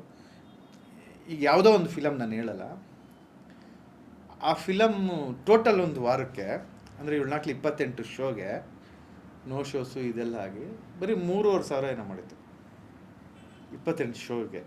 ಅವನಂದ್ರೆ ಕ್ಲೋಸ್ ಮಾಡಿದ್ದಾನೆ, ಯಾವಾಗೋ ಜನ ಮುಂದಾಗ ಓಡಿದ್ದಾನೆ. ಆ ರೀತಿ ಅದಕ್ಕಿಂತ ಹೆಚ್ಚಿಗೆ ಆ ಥಿಯೇಟ್ರ್ ಪಕ್ಕ ಒಬ್ಬ ಟೀ ಅಂಗಡಿ ಇಟ್ಕೊಂಡಿರ್ತಾರಲ್ಲ, ತಳ್ಳಗಾಡಲ್ಲಿ ಇಟ್ಕೊಂಡು, ಅವ್ನು ಜಾಸ್ತಿ ದುಡ್ದಿರ್ತಾನೆ. ಸೊ ಒಂದು 7ರಿಂದ 10 ಜನ ಹುಡುಗರು ಇರ್ತಾರೆ, ಪವರ್ ಈ ರೀತಿ ಇದೆಲ್ಲ ಅಷ್ಟು ಆಲ್ಮೋಸ್ಟ್ 1 ಎಕರೆ ಪಾರ್ಕಿಂಗ್ ಎಲ್ಲ ಸೇರಿ 1 ಎಕರೆ ಜಾಗ, ಅಂದರೆ ಸಿ ಸೆಂಟರ್ಸ್ ಅದು. ಅವನು ಅಷ್ಟು ಜಾಗನ ಸುಮ್ಮನೆ ಬೇರೆ ಏನಾದರೂ ಮಾಡ್ಬೋದಾಗ್ತಿತ್ತಲ್ಲ. ಅಂದರೆ ನಾನು ಹೇಳ್ತಾ ಇರೋದಂದ್ರೆ, ಈಗ ಇಂಜಿನಿಯರ್ಸ್ ಎಲ್ಲ ನಾವು ಒಂದ್ಸಲ ರಿಸೆಷನ್ ಆದಾಗ ನಾವು ಅದಕ್ಕಿಂತ ಫುಡ್ ಬಿಸ್ನೆಸ್ಗೆ ಅಥವಾ ಹೋಟೆಲ್ ಬಿಸ್ನೆಸ್ಗೆ ಈ ಥರದಕ್ಕೆಲ್ಲ ಬಂದು ಬೇರೆ ಬೇರೆದ್ರಲ್ಲಿ ನಾವು ಬರ್ತೀವಿ. ಇಂಜಿನಿಯರಿಂಗ್ ಮಾಡ್ಕೊಂಡಿದೀವಿ, ಬಟ್ ನಮ್ಗೆ ಅದ್ರಲ್ಲಿ ವರ್ಕ್ ಆಗ್ತಿಲ್ಲ. ನೀವು ಈಗ ಕೊಟ್ಟಿರೋ ಎಕ್ಸಾಂಪಲ್ಸ್ ನೋಡಿದ್ರೆ ತುಂಬಾ ಸೀರಿಯಸ್ ಆಗಿ ಯೋಚನೆ ಮಾಡ್ಬೇಕಾಗುತ್ತೆ ನಾವು ಇದ್ರಲ್ಲಿ. ಅಲ್ಲ, ಇದು ಪ್ರಾಬ್ಲಮ್ ಎಲ್ಲಾಗುತ್ತೆ ಅಂತ ಹೇಳ್ತೀನಿ. ಆ ಫಿಲಮ್ಗೆ ಆ ರಿಸಲ್ಟ್ ಪ್ರಾಬ್ಲಮ್ ಅಲ್ಲ. ಅವ್ನು ಥಿಯೇಟ್ರಲ್ಲಿ ಮುಚ್ಕೊಂಡಾಗ ಪ್ರಾಬ್ಲಮ್ ಏನು ಅಂದರೆ, ಸ್ಟಾರ್ ಸಿನಿಮಾಗೆ 5 ಲಕ್ಷ ಶೇರ್ ಕೊಡೋ ಸೆಂಟರ್ ಅದು. ಅವನು ಚಿಕ್ಕ ಸೆಂಟರು 5 ಲಕ್ಷ ಶೇರ್ ಕೊಡುತ್ತೆ ಫಸ್ಟ್ ವೀಕು. ಆ ಸೆಂಟರ್ಗಳು ಯೂಶಲಿ ಒಂದೇ ವಾರ ಓಡೋದು, ಅಂದರೆ ಜನ ಬರೋದು 5 ಲಕ್ಷ. ಆದರೆ ಬಾಡಿಗೆ 1 ಲಕ್ಷ ಇರ್ಬೋದು, ಅಥವಾ ಒಂದು 60ರಿಂದ 1 ಲಕ್ಷ ಇರೋದು. ಸೊ ಸಿನಿಮಾ ಕಲೆಕ್ಷನ್ ಬಂದು 7ರಿಂದ 8 ಲಕ್ಷ ಆದಾಗ ಅವ್ನ ಬಾಡಿಗೆ ಅದು ಇದು ಎಕ್ಸ್ಟ್ರಾ ಎಲ್ಲ ಇಟ್ಕೊಂಡು ಅವನು 6 ಲಕ್ಷ, ಒಂದು 5 ಲಕ್ಷ ಕೊಡ್ತಾನೆ. ಆ 5 ಲಕ್ಷ ಸೇರ್ಕೊಂಡು ಕೋಟಿಗಳಾಗೋದು. ಈ ರೀತಿ 200 ಮುಗಿಸೋದಾಗ ತುಂಬ ದೊಡ್ಡ ಡ್ರಾಬ್ಯಾಕ್ ಆಗುತ್ತೆ. ಎಲ್ಲರೂ ಆಮೇಲೆ ಸಿಟೀಸ್ಗೆ ಬರೋಕ್ಕಾಗಲ್ಲ, OTTಗೆ ಅಡಿಕ್ಟ್ ಆಗ್ತಾರೆ ಅಥವಾ ಬೇರೆ ಏನೋ. ಆಮೇಲೆ ಪೈರಸಿಗೆ ತುಂಬ ಈಸಿ, ನೀವು ಏನೂ ಮಾಡೋಕ್ಕಾಗಲ್ಲ. ನಾವೊಂದು ಟೀಮ್ನೇ ಇಡ್ತೀವಿ ಪೈರಸಿ ಹಿಡೀರಿ ಅಂತ, ಬಟ್ ಅವ್ರು ಹೆಂಗೆ ಹಿಡಿತಾ ಇರ್ತಾರೆ. ಯೂಟ್ಯೂಬ್ನ ಈಸಿಯಾಗಿ ತೆಗಿಸ್ತಾರೆ, ಇನ್ಸ್ಟಾಗ್ರಾಮ್ ತೆಗಿಸ್ತಾರೆ, ಅದು ತೆಗಿಸ್ತಾರೆ, ಟೆಲಿಗ್ರಾಮ್ ಅಂತ ಬರುತ್ತೆ, ಅದನ್ನೇನೋ ಮತ್ತೆ ತೆಗಿಸ್ತಾರೆ, ಇನ್ನೊಂದು ಯಾವುದೋ ಲಿಂಕ್ ಅಂತ ಬರುತ್ತೆ. ಅಂದರೆ ಅವ್ರು ನಮ್ಗೆ ಎಕ್ಸ್ಪ್ಲೇನ್ ಮಾಡ್ತಾನೆ ಇರ್ತಾರೆ, ಇದು ಹಿಂಗೆ ಸರ್, ಹಿಂಗೆ ಕಂಪ್ಲೇಂಟ್ ಕೊಡ್ಬೇಕು, ಅದು ಇದು. ಅದು ಆಗೋದೇ ಇಲ್ಲ, ಈಸಿಲಿ ಹೋಗ್ತಾ ಇರುತ್ತೆ. ಸೊ ಈ ರೀತಿದಕ್ಕೆಲ್ಲ ಅಡಿಕ್ಟ್ ಆಗ್ತಾ ಹೋದಾಗ ಥಿಯೇಟರ್ ಬಿಡ್ತಾನೆ. ಸೊ ಕಷ್ಟ ಆಗುತ್ತೆ. ಮತ್ತೆ ಸುನಿ ಸರ್, ಜಾನರ್ಗಳ ಬಗ್ಗೆನೂ ಒಂದು ಪ್ರಶ್ನೆ. ಅಂದ್ರೆ ವೆರಿ ವರ್ಸಟೈಲ್ ಅಥವಾ ಫ್ಲೆಕ್ಸಿಬಲ್ ಇದ್ದೀರಾ ನೀವು, ಇದೊಂದಕ್ಕೆ ಸ್ಟಿಕ್ ಆನ್ ಆಗಲ್ಲ. ಲವ್ ಸ್ಟೋರೀಸು ಅಥವಾ ಸಾಫ್ಟ್ ಕಂಟೆಂಟು ಆ ಥರ ಇಲ್ಲ ಅನ್ನೋದು ತುಂಬ ಸಿನಿಮಾಗಳಲ್ಲಿ ಪ್ರೂವ್ ಮಾಡ್ಕೊಂಡಿದ್ದೀರಾ. ಪಾರ್ಟ್ 1 ಒಂದಷ್ಟು ಹೇಳಿದ್ರಿ ವಿಚಾರಗಳು, ಬಟ್ ಕ್ಲೈಮ್ಯಾಕ್ಸ್ ನೋಡಿದವ್ರು ಎಲ್ಲರೂ ಪಾರ್ಟ್ 2 ಏನು ಅನ್ನೋದು ಒಂದು ಕ್ಯೂರಿಯಾಸಿಟಿ ಅಂತೂ ಇಟ್ಟಿದ್ದೀರಿ. ಪಾರ್ಟ್ 2 ಬಗ್ಗೆ ಸುನಿ ಸರ್ ಏನು ಹೇಳ್ತಾರೆ? ಅದೇ ಪಾರ್ಟ್ 1 ನೋಡಿದವ್ರಿಗೆ ನಾನೇನು ಹೇಳಬೇಕಾಗಿಲ್ಲ, ಅವ್ರಿಗೆ ಗೊತ್ತಾಗಿದೆ. ಅಫ್ಕೋರ್ಸ್ ನಾನು ವೆಬ್ ಸೀರೀಸ್ಗಂತ ಬರ್ತಿದ್ರಿಂದ, ಸೊ ಅವಾಗ ಹುಡುಕ್ತಾ ಇದ್ದೆ ವೆಬ್ ಸೀರೀಸಲ್ಲಿ ಏನು ನೋಡ್ತಿದೆ ಅಂತ. ಥ್ರಿಲ್ಲರ್ ಮತ್ತು ಹಾರರ್ ಅಂತ ಬಂದಾಗ, ಓಕೆ ಇದನ್ನು ಬಿಟ್ಟು ಬೇರೆನೋ ಮಾಡೋಣ ಅಂದಾಗ ಈ ಜಾನರ್ನ ಚೂಸ್ ಮಾಡಿಕೊಂಡು, ಸೊ ಸರಿ ಒಬ್ಬ ಅಂದರೆ ಸೀರಿಯಸ್ ವ್ಯಕ್ತಿ ಥ್ರೂ ಹೋಗೋ ಬದಲು ಒಂದು ಹ್ಯೂಮರಸ್ ಆಗಿ ಹೋಗಿ ಒಂದು ಸಡನ್ ಶಾಕ್ ಕೊಡೋಣ ಅಂತ. ಅಂದರೆ ನನ್ನ ಕತೆ ಮಾಡ್ಕೊಂಡಾಗ ನನಗೆ ಸಿಕ್ಕಿದ್ದೇ ಅದು, ಓಕೆ ಈ ವ್ಯಕ್ತಿ ಇಂಥವನ ಅಂತ. ಅದು ನಮಗೆ ಇದರಲ್ಲಿ ಹೇಳಿ ಹೋಗೋ ಕಾರಣ ರವಿ ಬೆಳಗೆರೆ ಸರ್ ಬರ್ತಿದ್ರಲ್ಲ, ಅದರಲ್ಲಿ ನಿಮ್ಗೊಂದು ಬ್ಯೂಟಿಫುಲ್ ಲವ್ ಸ್ಟೋರಿ ಓಪನ್ ಆಗುತ್ತೆ. ಅದಕ್ಕೂ ನಂದಿಗೂ ಎಲ್ಲೂ ಸಂಬಂಧ ಇಲ್ಲ, ಬಟ್ ಎಕ್ಸ್ಟ್ರಾರ್ಡಿನರಿ ಬುಕ್ ಅದು. ಒಂದು ಬ್ಯೂಟಿಫುಲ್ ಲವ್ ಸ್ಟೋರಿ ಓಪನ್ ಆಗುತ್ತೆ. ಹೋಗ್ತಾ ಹೋಗ್ತಾ ಯಾವುದೋ ಪಾಯಿಂಟಲ್ಲಿ ಜಲ್ ಅನ್ನುತ್ತೆ, ಈ ಕಾನ್ಸೆಪ್ಟ್ ಬರುತ್ತೆ. ಅಂದರೆ ಅವ್ನು ಬ್ಲ್ಯಾಕ್ ಮ್ಯಾಜಿಕ್ ಮಾಡ್ತಿರ್ತಾನೆ, ಬರೀ ಅದೊಂದೇ ತಾಟು ಅಂತ ಅಂದ್ಕೊಂಡು. ಸೊ ನಮಗೂ ಗೊತ್ತಿಲ್ದಿರೋ ಹೀರೋ ಒಂದು ಏನೋ ಸಾಫ್ಟಾಗಿ ಹೋಗಿ ಇವನ ಮೇಲೆ ಏನೋ ಬ್ಲ್ಯಾಕ್ ಮ್ಯಾಜಿಕ್ ಆಗುತ್ತೇನೋ ಅಂತ ಅನಿಸಿ ನೋಡಿದ್ರೆ ಇವನು ಅವ್ರಿಗಿನ್ನ ಅಪ್ಪ ಬ್ಲ್ಯಾಕ್ ಮ್ಯಾಜಿಕ್ ಮಾಡೋದ್ರಲ್ಲಿ ಅನ್ನೋದು ನನಗೆ ಎಕ್ಸೈಟ್ ಪಾಯಿಂಟ್ ಇತ್ತು. ಓಕೆ ಇದು ಸಖತ್ತಾಗಿದೆಯಲ್ಲ ಅಂತ ಹೋಗಿ ಆವಾಗಿಂದ ರಿಸರ್ಚ್ ಶುರು ಮಾಡಿ ಮಾಡಿದ್ದು. ಅದು ಫಸ್ಟ್ ಪಾರ್ಟಲ್ಲಿ ಅಫ್ಕೋರ್ಸ್ ಒಂದು 20% ಜನಕ್ಕೆ ಇಷ್ಟ ಇಲ್ಲ, ಬಟ್ 80% ಜನ ಇದ್ದಾರೆ. ಆ ಜನ ಪಾರ್ಟ್ 2 ಬರ್ಬೋದು. ನಂಗೆ ಇದೇ ಖುಷಿ ಆಗುತ್ತೆ ಸುನಿ ಸರ್ ಬಗ್ಗೆ. ಅಂದರೆ ಈಗ ನೀವು ಎಷ್ಟು ನೀಟಾಗಿ ಹೇಳ್ಕೊಂಡ್ರೆ 20% ಜನಕ್ಕೆ ಇಷ್ಟ ಆಗಿಲ್ಲ, ಒಂದು ಮಿಕ್ಸ್ಡ್ ಒಪಿನಿಯನ್. ನಮಗಿಂತ ಜಾಸ್ತಿ ಅವರೇ ಹೇಳ್ಕೊಂಡಿರ್ತಾರೆ. ಅಂದರೆ ಅದನ್ನ ಹೇಳ್ಕೊಳ್ಳಲ್ಲ ತುಂಬ ಜನ. ಅಂದರೆ ಈಗ ನಿಮಗೆ ಗೊತ್ತು ಅಲ್ಲ, ನಾನು ಏನು ಹೇಳ್ತಾ ಇದ್ದೀನಿ ಅಂದರೆ, ಅವ್ರು ಮತ್ತೆ ಇದಕ್ಕೆ ಬರೋದು ಬೇಡ ಅಂತ. ಮತ್ತೆ ಬಂದರೆ ಮತ್ತೆ ಆ 20% ಜನ ಹೇಳ್ತಾರೆ, ಗುರು ಅದು ಸರಿ ಇಲ್ಲ ಇದು ಸರಿ ಇಲ್ಲ ಅಂತ. ಅವ್ರಿಗೆಲ್ಲ ಈ ಸಿನಿಮಾ 80% ಏನು ನೋಡಿದರೆ ಅವರು ಫುಲ್ ಆಗಿ. ನಾನು ಮೊನ್ನೆ ಒಂದು ಕೋಟ್ ಓದಿದೆ, ಪ್ರತಿ ಸಿನಿಮಾ ಪ್ರತಿಯೊಬ್ಬರಿಗೂ ಇಷ್ಟ ಆಗ್ಬೇಕಂತ ಏನಿಲ್ಲ, ಎವ್ರಿ ಇಂಡಿವಿಜುವಲ್ ಇಸ್ ಡಿಫ್ರೆಂಟ್ ಅಂತ. ತುಂಬಾ ಜನ ಅರ್ಥ ಮಾಡ್ಕೊಳ್ಳಲ್ಲ ಅದು. ನನಗಂತೂ ತುಂಬ ಕ್ಲಾರಿಟಿ ಇದೆ ಅದು. ಯಾಕಂದರೆ ನನ್ನ ಹಿಟ್ ಮೂವೀಸ್ನು ಇದು ನನಗೆ ವರ್ಕೇ ಆಗಿಲ್ಲ ಅಂತ ಹೇಳಿದವ್ರು ಇದ್ದಾರೆ. ನನ್ನ ಆವ್ರೇಜ್ ಮೂವೀಸ್ನು ಇದು ಎಕ್ಸ್ಟ್ರಾರ್ಡಿನರಿ, ಇದು ಈ ರೀತಿ ಸಿನಿಮಾ ಮಾಡಿ ಅಂತ ಹೇಳಿದವ್ರು ಇದ್ದಾರೆ. ಆಮೇಲೆ ರಿವ್ಯೂಸಲ್ಲೂ ಅಷ್ಟೇ, ಈಗ ತುಂಬ ದೊಡ್ಡ ದೊಡ್ಡ ರಿವ್ಯೂರ್ಸ್ ಅಂತ ಏನು ಅಂದ್ಕೊಂಡಿರ್ತೀವಿ, ಅವರಲ್ಲಿ ಇದೊಂದು ಚೂರು ಫಸ್ಟ್ ಹಾಫ್ ಕರೆಕ್ಟ್ ಮಾಡಿದರೆ ಚೆನ್ನಾಗಿರೋದು ಅಂತ ಹೇಳ್ತೀನಿ. ಇನ್ನೊಬ್ಬ ರಿವ್ಯೂರು ಇದು ಫಸ್ಟ್ ಹಾಫ್ ಸೂಪರ್ ಆಗಿದೆ, ಸೆಕೆಂಡ್ ಹಾಫ್ ಒಂಚೂರು ಕರೆಕ್ಟ್ ಮಾಡಬೇಕು ಅಂತ ಹೇಳ್ತಾರೆ. ಸೊ ಅವ್ರವರಲ್ಲೇ ತುಂಬಾ ಇದಿರುತ್ತೆ. ಸೊ ಎಲ್ಲ ಸಿನಿಮಾ ಎಲ್ಲರಿಗೂ ಒಂದು ಸ್ವೀಟ್ ಇಷ್ಟ ಆದ್ರೆ ಇನ್ನೊಬ್ರಿಗೆ ಆ ಸ್ವೀಟ್ ಇಷ್ಟನೇ ಆಗಲ್ಲ, ಅದ್ ನಾವು ಅರ್ಥ ಮಾಡ್ಕೋಬೇಕು ಅವ್ರದ್ದು. ಆಮೇಲೆ ಎಲ್ಲಾರ ರಿವ್ಯೂಸ್ ಅಲ್ಲೂ ಎಡಿಟಿಂಗ್ ಫಾಸ್ಟ್ ಇರಬೇಕು, ಎಡಿಟರ್ ಕ್ರಿಸ್ಪ್ ಆಗಿರ್ಬೇಕು. ಎಡಿಟರ್ ಮೇಲೆ ಆಗ್ತಾರಲ್ಲ, ಅದು ಒಪ್ಪೋದೇ ಇಲ್ಲ ನಾನು. ಯಾಕಂದ್ರೆ ಎಡಿಟರ್ಸ್ 100 ಆಪ್ಷನ್ ಕೊಡ್ತಿರ್ತಾರೆ ನಮ್ಗೆ. ಅದು ನನ್ನ ಡಿಸಿಷನ್ ಇಲ್ಲ, ಗುರು ನೀನು ಇದು ಈ ಶಾರ್ಟ್ ಇಲ್ಲಿಗೆ ಕಟ್ ಮಾಡು, ಇಷ್ಟು ಬೇಕು ನನಗೆ ಅಂತ ನಾನು ಹೇಳೋದು. ನಾನು ರೀ ರೆಕಾರ್ಡಿಂಗ್ ಇದೆ ಅಂತ ನನ್ನ ಡಿಸಿಷನ್. ನಾನು ಯಾವುದೇ ರಿವ್ಯೂಸಲ್ಲಿ ಓದ್ಬೇಕಾದ್ರೆ ಅಥವಾ ನೋಡ್ಬೇಕಾದ್ರೆ ಎಡಿಟಿಂಗ್ ಸರಿ ಇಲ್ಲ, ಎಡಿಟರ್ ಸರಿ ಇಲ್ಲ ಅಂತ ನನಗೆ ಅವ್ರು ನೋಡ್ಬೇಕಾದ್ರೆ ಅವ್ರ ರಿಸಲ್ಟ್ ಅವ್ರು ಹೇಳಿದ್ದಾರೆ. ಬಟ್ ಎಲ್ಲ ಡಿಸಿಷನ್ ಡೈರೆಕ್ಟರ್ ತಗೊಂಡಿರ್ತೀವಿ ನಾವು. ಅಂದರೆ ಫಾಸ್ಟ್ ಮಾಡು, ಇಲ್ಲ ಫಾಸ್ಟ್ ಕಟಿಂಗ್ ಮಾಡು ಅಂತ ಹೇಳಿರ್ತೀವಿ. ಸೊ ಅವಾಗ ಆ ರಿವ್ಯೂರ್ಸ್ ಹೇಳ್ತಾರೆ ಇನ್ನೊಂಚೂರು ಟೈಮ್ ಕೊಡಬೇಕಾಯ್ತು, ಅಲ್ಲಿ ನಮ್ಗೆ ಹೋಗಲ್ಲ, ತಲೆಗೆ ಬೇಗ ಹೋಗುತ್ತೆ ಅಂತ. ತುಂಬ ಟೈಮ್ ಕೊಟ್ಟರೆ ನೀವು ಒಂದು ಫೇಮಸ್ ಸೇಯಿಂಗ್ ಹೇಳಿದ್ರಿ, ಲ್ಯಾಗ್ ಅಂತ. ಲ್ಯಾಗ್ ಆಗಿದೆ ಅಂತಾರೆ ಫುಲ್. ಅದು ಎಲ್ಲ ಕಡೆ ಅಂದರೆ ನನಗೆ ತುಂಬ ಭಯ ವರ್ಡ್ ಇದೆಯಲ್ಲ, ಅದು ಕೇಳಿ ಕೇಳಿ ಕೇಳಿ ಸಿನಿಮಾ ನೋಡ್ಬೇಕಾದ್ರೆ ನಂಗೆ ರೀ ರೆಕಾರ್ಡಿಂಗ್ ಹೋಗೋವರೆಗೂ ಸ್ಪೇಸ್ ಇರಲ್ಲ. ನೀವು ವಿತೌಟ್ ರೀ ರೆಕಾರ್ಡಿಂಗ್ ಡಬ್ಬಿಂಗಲ್ಲಿ ನೋಡಿದಾಗ ಅದು ಲ್ಯಾಗೇ ಇರುತ್ತೆ. ಅಂದರೆ ಅದು ಸ್ಲೋನೇ ಇರುತ್ತೆ, ನಮ್ಮ ಮೈಂಡಲ್ಲಿ ಮಾತ್ರ ಓಡ್ತಾ ಇರುತ್ತೆ. ಬೇರೆಯವ್ರಿಗೆ ತೋರಿಸ್ತಿದ್ರೆ ಇದು ಯಾಕೆ ಸುಮ್ಮನೆ ಬಿಟ್ಟಿದ್ದಾನೆ, ಅವ್ನು ಯಾಕೆ ಸುಮ್ಮನೆ ನಡ್ಕೊಂಡು ಹೋಗ್ತಾ ಇದ್ದಾನೆ ಅಂತ ನಾನು ನೆಸ್ಸಿನಿಗೆ ಬಿಲ್ಡಪ್ ಆರನ್ನ ತೊಗೊತಾ ಇರ್ತೀನಿ ಮೇ ಬಿ. ಸೊ ಅವ್ರನ್ನ ನಾನು ಇದು ಮಾಡಿಬಿಟ್ಟಿದ್ದೇನೆ ಹೇಗನ್ನೋದು. ಸೊ ಬೇಡ ಬೇಡ ಮಗ ಡೈರೆಕ್ಟ್ ವಿಷಯಕ್ಕೆ ಬಾ ಅಂತ. ಒಂದು ಸರಳ ಪ್ರೇಮ ಕತೆ ತುಂಬಾ ಜನಕ್ಕೆ ಥಿಯೇಟ್ರಲ್ಲಿ ನೋಡಿ ಇಷ್ಟಪಟ್ಟರು, ಒಂದಷ್ಟು ಮಿಕ್ಸ್ಡ್ ಒಪಿನಿಯನ್ಸು ಬಂತು. ಬಟ್ ಈಗ OTT ಪ್ಲಾಟ್ಫಾರ್ಮಲ್ಲಿ ರಿಲೀಸ್ ಆದ್ಮೇಲೂ ಇವಾಗಲೂ ಒಂದಷ್ಟು ಟಾಕ್ ಆಗ್ತಾರೆ ಸಖತ್ತಾಗಿದೆ, ಎಸ್ಪೆಷಲಿ ಮ್ಯೂಸಿಕ್ ಬಗ್ಗೆ, ಹಾಡುಗಳ ಬಗ್ಗೆ. ನೀವು ಟ್ರೈ ಮಾಡಿರೋ ಒಂದಷ್ಟು ಹೊಸ ವಿಷಯಗಳು ಸಿನಿಮಾದಲ್ಲಿ ಚೆನ್ನಾಗಿ ಟ್ರೈ ಮಾಡಿದ್ದಾರೆ ಅನ್ಸುತ್ತಾ? ಅಂದ್ರೆ ಈಗ OTT ಇಷ್ಟೆಲ್ಲ ಟಾಕ್ ಆಗೋ ಬದಲು ಥಿಯೇಟ್ರಲ್ಲೇ ಸ್ವಲ್ಪ ಜಾಸ್ತಿ ನೋಡಿದ್ರೆ ಅಂತ. ಹೌದು ಅನ್ಸುತ್ತೆ. ಥಿಯೇಟ್ರಲ್ಲಿ ನೋಡ್ಬೇಕಾಗಿದ್ದು ಮೂವಿ ಅಂದರೆ ನಾನು ಮಿನಿಮಮ್ 500 ಮೆಸೇಜ್ ಇದೆ ನನ್ನ ಹತ್ರ. ಅಂದರೆ ನಾನು ಒಂದು ಕೊಟ್ಟಿದ್ದೀನಿ, ನಾನು ಅವತಾರ ಪುರುಷ ಪ್ರಮೋಷನ್ ಇರೋದ್ರಿಂದ ಅದ್ರ ಕಡೆ ಕಾನ್ಸಂಟ್ರೇಟ್ ಮಾಡೋಕ್ಕಾಗಿಲ್ಲ. ಬಟ್ ಬಿಡ್ತೀನಿ ಇಷ್ಟಲ್ಲೇ ಒಂದು ಗಿಲ್ಟ್ ರೀಲ್ ಅಂತ. ಅಂದರೆ ಒಂದು 500 ಜನದ ಮೇಲೆ ಅಯ್ಯೋ ನನಗೆ ಸಾರಿ ಸರ್ ನಾನು ನೋಡೋಕ್ಕಾಗಲಿಲ್ಲ, ನಾನು ಇದನ್ನು ಥಿಯೇಟ್ರಲ್ಲಿ ನೋಡಲಿಲ್ಲ ಅಂತ ಬೇಜಾರಾಯಿತು, ಈ ರೀತಿ ಇದ್ರ ಮೇಲಿದೆ. ಸೊ ನಾನು ಅಷ್ಟನ್ನು ಹಾಕಿ ಪಾಸ್ ಮಾಡ್ಬಿಟ್ಟು ನೀವು ಕಾಮೆಂಟ್ ಓದೋದು. ಎಲ್ಲೇ ಪಾಸ್ ಮಾಡಿದ್ರು ಅಂದರೆ ಯಾರದೇ ಮಾಡಿದ್ರು 500 ಜನದ್ದು ಹಾಕಿ ಸುರ್ರಂತ ಹೋಗ್ತಾ ಇರ್ತೆ, ನೀವು ಪಾಸ್ ಮಾಡಿ ಅವ್ನು ಓದ್ಬೋದು. ಅಷ್ಟು ಜನ ಹಾಕಿದ್ದಾರೆ ನನಗೆ. ಅಂದರೆ ಅರ್ಟಾಗುತ್ತೆ. ಒಂದೆರಡು ನೋಡಿದಾಗ ಓಕೆ ಕಾಮನ್ ಅಂತ. ಡೈಲಿ ಅದೇ ಬರ್ತಾ ಇರುತ್ತೆ ನಮ್ಮ ಮೆಸೇಜ್, ಸಾರಿ ನಾನು ನೋಡಲಿಲ್ಲ ಅಂತ. ಅಯ್ಯೋ ಇವರೆಲ್ಲ ನೋಡಿದರೆ ನಮ್ಮದು ಅಂದರೆ ಸಕ್ಸಸ್ ಒಂದು, ಇನ್ನೊಂದು ಫೈನಾನ್ಷಿಯಲಿ ಸಕ್ಸಸ್ ತುಂಬ ದೊಡ್ಡದು ಮ್ಯಾಟ್ರ್ ಆಗುತ್ತೆ. ಎಸ್ಪೆಷಲಿ ಫಸ್ಟ್ ಒಂದು 3 ಮೂವಿ ಸಕ್ಸಸ್ ಸಿಗಬೇಕು ನಮಗೆ ಅಂತ ಇರುತ್ತೆ, ಆಮೇಲಿಂದ ಫೈನಾನ್ಷಿಯಲ್ ಸಕ್ಸಸ್ಸೇ ಸಿಗಬೇಕು ನಮಗೆ. ಸೊ ಅದು ತುಂಬ ಎಫರ್ಟ್ ಆಗುತ್ತೆ. ಆಮೇಲೆ ರೀಲ್ ಮಾಡೋರು ನಾವು ಅಪ್ರೋಚ್ ಆದ ಸ್ಟಾರ್ಟಿಂಗು ಏನು ಅವ್ರದ್ದು ಕೊಟೇಶನ್ ಮಾಡ್ತಿದ್ರೆ 50,000 1 lakh ಹಿಂಗೆಲ್ಲ ಕಳಿಸಿ ತುಂಬಾ ಜನಕ್ಕೆ ಅದು ಆಶ್ಚರ್ಯ. ಅಂದ್ರೆ ಪ್ರಾಪರ್ ಒಂದ್ ಕೆಲ್ಸಕ್ಕೆ ಹೋಗ್ತಿರೋದು ಅಥವಾ ಸಿನಿಮಾ ಇಂಡಸ್ಟ್ರಿಲೇ ಬೇರೆ ಬೇರೆ ವಿಭಾಗದಲ್ಲಿ ಕೆಲಸ ಮಾಡೋರಿಗೆ ಅಷ್ಟು ಪೇಮೆಂಟ್ಗಳು ಇಲ್ಲದೆ ಇರೋವಂಥದ್ದು ಒಂದಷ್ಟಿದೆ. ಏನಿದು ಅಂತ ಅಲ್ಲ ಅವ್ರದ್ದು ಏನು ಹೇಳಕ್ ಬಂದೆ ಅಂದರೆ ನಾನು ಮಾತಾಡಕೊಟ್ಟಿದ್ದೆ ಅಂದರೆ ಅವ್ರನ್ನೆಲ್ಲ ಪ್ರೊಫೆಷ್ನಲ್ ಆಗೇ ಹ್ಯಾಂಡಲ್ ಮಾಡಿ ನಮ್ದು ಇಷ್ಟು ಅಂತ ಹೇಳಿ ಅಂತ ಒಪ್ಲಿಲ್ಲ ಅವ್ರು ಯಾರೂ ಇಲ್ಲ ಅಷ್ಟೇ ಅಂತ. ಬಟ್ ಅಷ್ಟು ಜನ ಇವತ್ತು ನಮ್ಮ ಮಂಜು ಹೇಳ್ತಿದ್ರು ಅವರು ಒಂದು 17 ಜನದ್ದು ನಮ್ಮ ಹತ್ರ ಒಂದು 23 ಜನದ ಲಿಸ್ಟ್ ಇತ್ತು, ಅದರಲ್ಲಿ 17 ಜನ ರೀಲ್ ಮಾಡಿದ್ದಾರೆ ನಮ್ದು. ಮುಖನಾಗಬೇಕು ಅಂದ್ರೆ ಅವ್ರಿಗೆ ಫೇಮಸ್ ಆಗಕ್ಕೆ ನಮ್ಮ ಕಂಟೆಂಟ್ ಬೇಕು. ಬಟ್ ನಮ್ಮ ಕಂಟೆಂಟ್ ಯೂಸ್ ಮಾಡ್ಕೊಂಡು ನಾನೇನು ಫ್ರೀ ಮಾಡು ಅಂತ ಹೇಳ್ತೀರಿ, ಯಾರಿಗೂ ಫ್ರೀ ಮಾಡೋಕ್ಕಾಗಲ್ಲ. ಬಟ್ ಏನೋ ಇದು ಮಾಡ್ದಾಗ ಇಲ್ಲ ಹಾಗೆ ಹೀಗೆ ಅಂತ ಹೇಳ್ದವ್ರು ಎಲ್ಲರೂ ಮಾಡಿದ್ದಾರೆ ಈಗ ರೀಲು. ಯೋಚಿಸ್ತಾ ಇದ್ದೆ, ನನಗೊಂದು ಆಸೆ, ಈ ರೀಲ್ ಮಾಡೋರು, ಈ ರಿವ್ಯೂ ಮಾಡೋರು ಇವರೆಲ್ಲ ನನಗೂ ದುಡ್ಡು ಕೊಡಬೇಕು ಅಂತ. ಅಂದರೆ ನನ್ನ ಸಿನಿಮಾ ತಾನೇ, ನೀನು ಏನೇ ಕಾಲು ಹೇಳಿದ್ರು ಏನೇ ಮಾಡಿದ್ರು ನನ್ನ ಸಿನಿಮಾ ಮಾಡ್ತೀವಲ್ಲ, ನಮ್ಗೊಂಚೂರು ಶೇರ್ ಕೊಡು ಅಂತ. ನೀನು ಮಾಡು ಬೈಯೇ ಎಲ್ಲ ಓಕೆ, ಅವ್ನು ನೀನು ಪ್ರಾಂಪ್ಟ್ ಆಗಿರ್ತೀವಿ ಓಕೆ. ಬಟ್ ನಿನ್ನ ಯೂಟ್ಯೂಬ್ ರಿವ್ಯೂ ಏನಕ್ಕೆ ನೋಡ್ತಾ ಇದ್ದಾರೆ, ಈ ಮೂವಿ ಬಗ್ಗೆ ಮಾಡೋದಕ್ಕೆ ನೋಡ್ತಾ ಇರೋದಲ್ವಾ. ಸೊ ನಮಗೂ ಒಂಚೂರು ಶೇರ್ ಕೊಡು. ಅದು ಎಸ್ಪೆಷಲಿ ಇವ್ರು ಕೊಡಬೇಕು. ಮೂವಿ ರಿಲೇಟೆಡ್ ಕಂಟೆಂಟ್ಗಳು, ಹಾರ್ಡ್ ಯೂಸ್ ಮಾಡ್ಕೊಂಡು ಏನು ಕಂಟೆಂಟ್ಗಳು ಮಾಡ್ತಾರೆ ಅಥವಾ ಮೂವಿದು ಯಾವುದೇ ವಿಷಯ ಪ್ರೊಡ್ಯೂಸರ್ಗೆ ಒಂದಷ್ಟು ಹೋಗಲಿ, ನನಗೆ ಕೊಡೋ ಅಂದರೆ ನನಗೆಲ್ಲ ಪ್ರೊಡ್ಯೂಸರ್ಗೆ. ಅಂದರೆ ಏನೇ ಮಾಡಬೇಕು ಅಂದ್ರೆ ಈಗ ಒಂದು ಚಾನಲ್ ರಿವ್ಯೂ ಇದೇನೇ ಮಾಡಬೇಕು ಅಂದ್ರೂ ಪ್ರೊಡ್ಯೂಸರು ದುಡ್ಡು ಕೊಡ್ತಾನೆ. ಪಬ್ಲಿಸಿಟಿಗೆ ಬೇಕು ಅಂದರೆ ಪ್ರೊಡ್ಯೂಸರ್ ದುಡ್ಡು ಕೊಡ್ತಾನೆ. ಹಂಗೆ ನೀನು ನಮ್ದು ಯೂಸ್ ಮಾಡ್ಕೊಂಡು ಏನೋ ಮಾಡ್ತೀವಿ, ನಮಗೂ ಇದು ಇಲ್ಲಲ್ಲ. ಮೇನು ಈ PVRಗಳಲ್ಲಿ ಆ್ಯಡ್ ಆಗ್ತಾರಲ್ಲ, ಆ ದುಡ್ಡು ಪ್ರೊಡ್ಯೂಸರ್ಗೆ ಹೋಗ್ಬೇಕು ಅಂತ. ನಾನು ತುಂಬ ಹಿಂದೆನೇ ಚೇಂಬರಲ್ಲಿ ಒಂದು ಲೆಟ್ರ್ ಕೊಟ್ಟಿದ್ದೆ, ಈ ದುಡ್ಡು ಪ್ರೊಡ್ಯೂಸರ್ಗೆ ಹೋಗ್ಬೇಕು ಅಂತ. ಯಾಕಂದರೆ ಈಗ ಫಾರ್ ಎಕ್ಸಾಂಪಲ್ ಅವತಾರ ಪುರುಷ 2 ಮೂವಿಗೆ ಬಂದಿರೋನು ಆ್ಯಡ್ ಏನೋ ಅಲ್ಲಿಗೆ ಬಂದರೆ ಯೂಶ್ವಲಿ ಯಾವ ಆ್ಯಡ್ ನೋಡ್ತೀವಿ ನಾವು ಥಿಯೇಟ್ರಿಗೆ ಬಂದರೆ, ಇದ್ರದ್ದು ವೈಷ್ಣವ್ ಸಫರಲ್ಲಿ ಯಾವಾಗಲೂ ಆ ಶರ್ಟ್ ಆ್ಯಡ್ ಆಗ್ತಾನೆ, ಅದೇನು ಗೊತ್ತಿಲ್ಲ. ಅವ್ನು ಬಂದು ನಾನು PVRಗೆ ಬರಬೇಕು, ಇದಕ್ಕೆ ಬರಬೇಕು ಅಂತ ಅವ್ನು ನೋಡಿದ್ರು. ಅವ್ನು ಬಂದು ಅವತಾರ ಪುರುಷಗೆ ಅಂತ ಬಂದಿರೋನು. ಸೊ ನೀನು ಎಷ್ಟೇ ಆ ವೀಕ್ ಅದ್ರದ್ದು ಏನು ಆ್ಯಡ್ ತಗೋತೀವಿ ಡಿವೈಡ್ ಮಾಡಿ ಒಂಚೂರು ಪ್ರೊಡ್ಯೂಸರ್ಗೆ ಕೊಡು.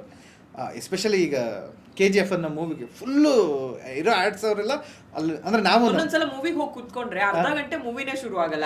ಎಷ್ಟೋ ಸಲ ಆಡಿಯನ್ಸ್ ಇರಿಟೇಟ್ ಆಗಿರೋದಿದೆ, ಏನ್ ಗುರು ಬರೀ ಆ್ಯಡ್ ಓಡಿಸ್. ಹೌದೌದು 20 ಮಿನಿಟ್ಸ್ವರೆಗೂ ಹೋಗುತ್ತೆ ಆ್ಯಡ್ಸ್. ಈಗ ನಾವು ಇವಾಗ ಅಟ್ಯಾಚ್ ಮಾಡಿದ್ದು. ಸೊ ನಮ್ಮ ಪ್ರೊಡ್ಯೂಸರ್ ಒಂದು 3 lakhsವರೆಗೂ ಸ್ಪೆಂಡ್ ಆಯಿತು.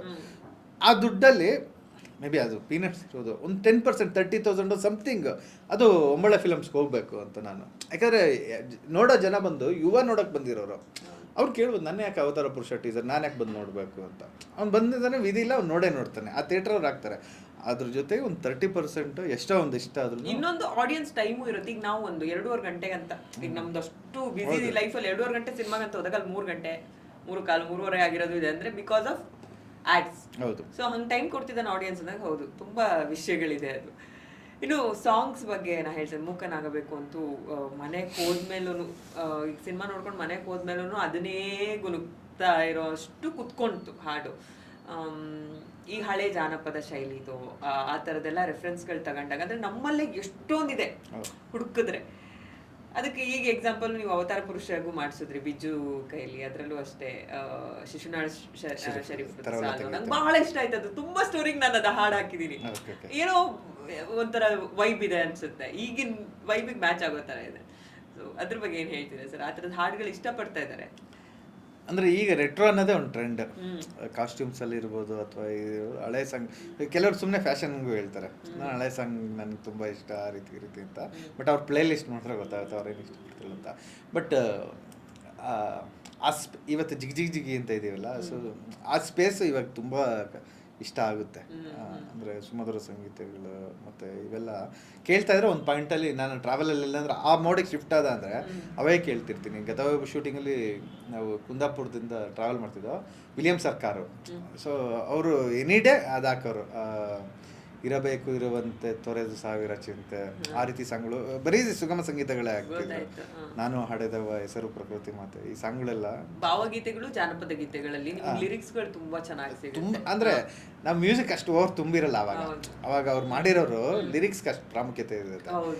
ಈಗ ನಮ್ಮದ್ರಲ್ಲಿ ನಮಗೆ ಬಿಟ್ಟರೆ ಆಡಿಯನ್ಸಿಗೆ ತುಂಬ ಜನಕ್ಕೆ ಲಿರಿಕ್ಸ್ ಗೊತ್ತೇ ಇರಲ್ಲ, ಅದ್ರ ಅರ್ಥ ಗೊತ್ತಿರಲ್ಲ. ಸುಮ್ಮನೆ ಅದು ಆ ಟೆಂಪೋನ ಎಂಜಾಯ್ ಮಾಡ್ತಿರ್ತಾರೆ ಡಿಗ್ ಜಿಗ್ ಜಿಗ್ ಜಿಗ್ ಜಿಗ್ ಜಿಗ್ ಅಂತ.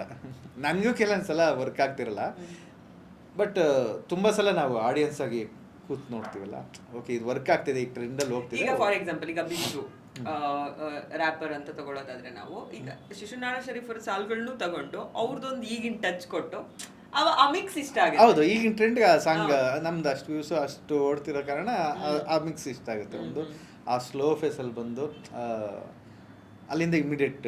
ಆಕ್ಚುಲಿ ಎರಡೂ ಮೀನಿಂಗ್ ಒಂದೇ, ಯಾವ ಆಡಿಯನ್ಸು ತಲೆ ಕೆಡ್ಸ್ಕೊಂಡಿಲ್ಲ ಮೀನಿಂಗ್ ಬಗ್ಗೆ. ಶಿಶುನಾಳ ಶರೀಫ್ರು ಹೇಳಿರೋದು ತರವಲ್ಲ ತಗಿ ನಿನ್ನ ತಂಬೂರಿ ಸ್ವರ ಬರದೇ ಬಾರಿಸಿರೋದು ತಂಬೂರಿ. ಅಂದ್ರೆ ನೀನ್ ಕರೆಕ್ಟಾಗಿ ನುಡಿಸ್ತಿಲ್ಲ, ಸೊ ಅದನ್ನ ಮಾಡಬೇಡ. ಅಂದ್ರೆ ನೀನ್ ಕರೆಕ್ಟಾಗಿ ಏನ್ ಬರಲ್ವೋ ಅದನ್ನ ಮಾಡಬೇಡ ಅಂತ ಅವ್ರು ಹೇಳ್ತಿರೋದು. ನೀನ್ ಒಂದ್ರಲ್ಲಿ ಎಕ್ಸ್ಪರ್ಟ್ ಆಗು, ಅಂದ್ರೆ ಅದನ್ನ ಪೂರ್ತಿ ಕಲ್ತು ಆ ಕೆಲಸ ಮಾಡು ಅಂತ. ತರವಲ್ಲ ತಗಿ ನಿನ್ನ ತಂಬೂರಿ ಸ್ವರ ಮಾಡಬೇಡ ಅಂತ. ಸೊ ಅದಾದ್ಮೇಲೆ ಬಿಜ್ಜು ಬರ್ದಿರೋದು ಅದೇ. ಇವತ್ತು ಅಂದ್ರೆ ಸಾಲಮಾರ್ ಶೋಕಿ ಮಾಡ್ತಾರೆ, ಆಕ್ಸಿಡೆಂಟ್ ಆದ್ರೆ ವಿಡಿಯೋ ಮಾಡ್ತಾರೆ.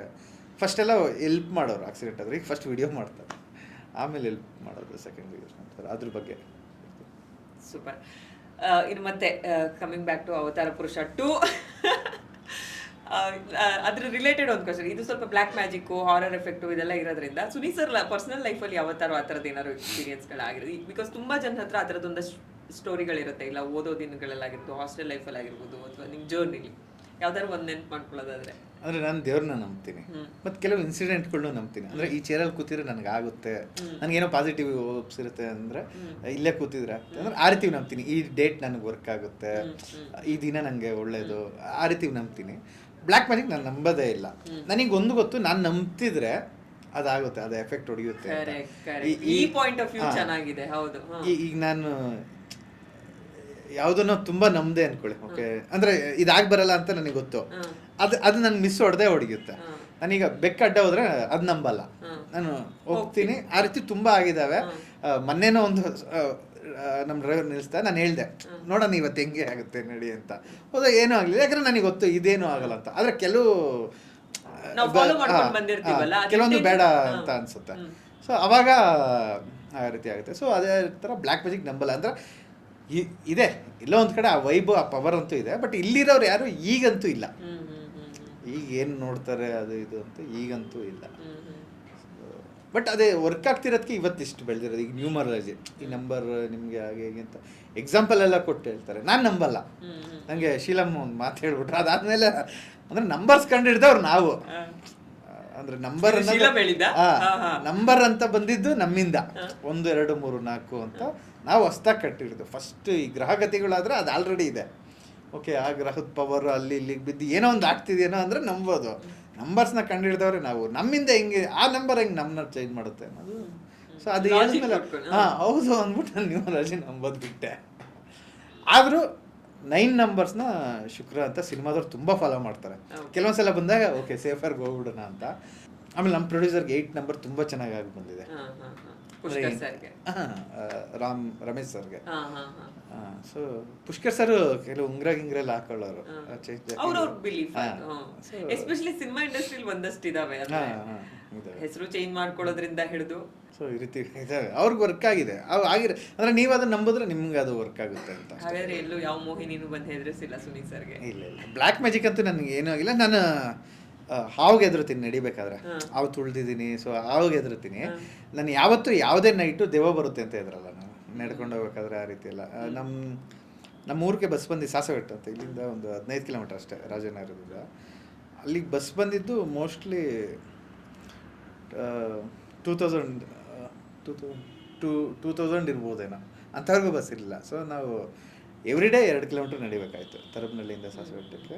ರಾತ್ರಿ ಎಲ್ಲ ನಡ್ಕೊಂಡು 11-12 ಗಂಟೆಗೆಲ್ಲ ನಡ್ಕೊಂಡು ಹೋಗಿ. ನಾನು ಯಾವತ್ತೂ ದೇವಕ್ಕೋಸ್ಕರ ಇದ್ರಿಲ್ಲ, ಹಂಗೆ ಬರುತ್ತೆ. ಮೋಸ್ಟ್ಲಿ ನಮ್ಮ ಮೈಂಡ್ ಸೆಟ್ ಹೆಂಗ್ ಮಾಡ್ತೀವೋ ಅಲ್ಲೊಂದು ಭಯ ಅನ್ನೋದಿದ್ದಾಗ್ಲೇ ಆ ತರದ ಕಾನ್ಸಂಟ್ರೇಷನ್ಗಳು ಜಾಸ್ತಿ ಹೋಗುತ್ತೆ ಅನ್ನೋದು. ಇವಾಗ್ಲೂ ನಮ್ಮ ಹೊಲದಲ್ಲಿ ಅಥವಾ ನಡಿಬೇಕಾದ್ರೆ ನಾನು ವಿಸಲ್ ಹೊಡ್ಕೊಂಡು ನಡೀತೀನಿ. ಎಲ್ಲಾನು ಹುಲ್ಲಲ್ಲಿ ಮಲಗ್ಬಿಟ್ಟಿದ್ರೆ ಹಾವು.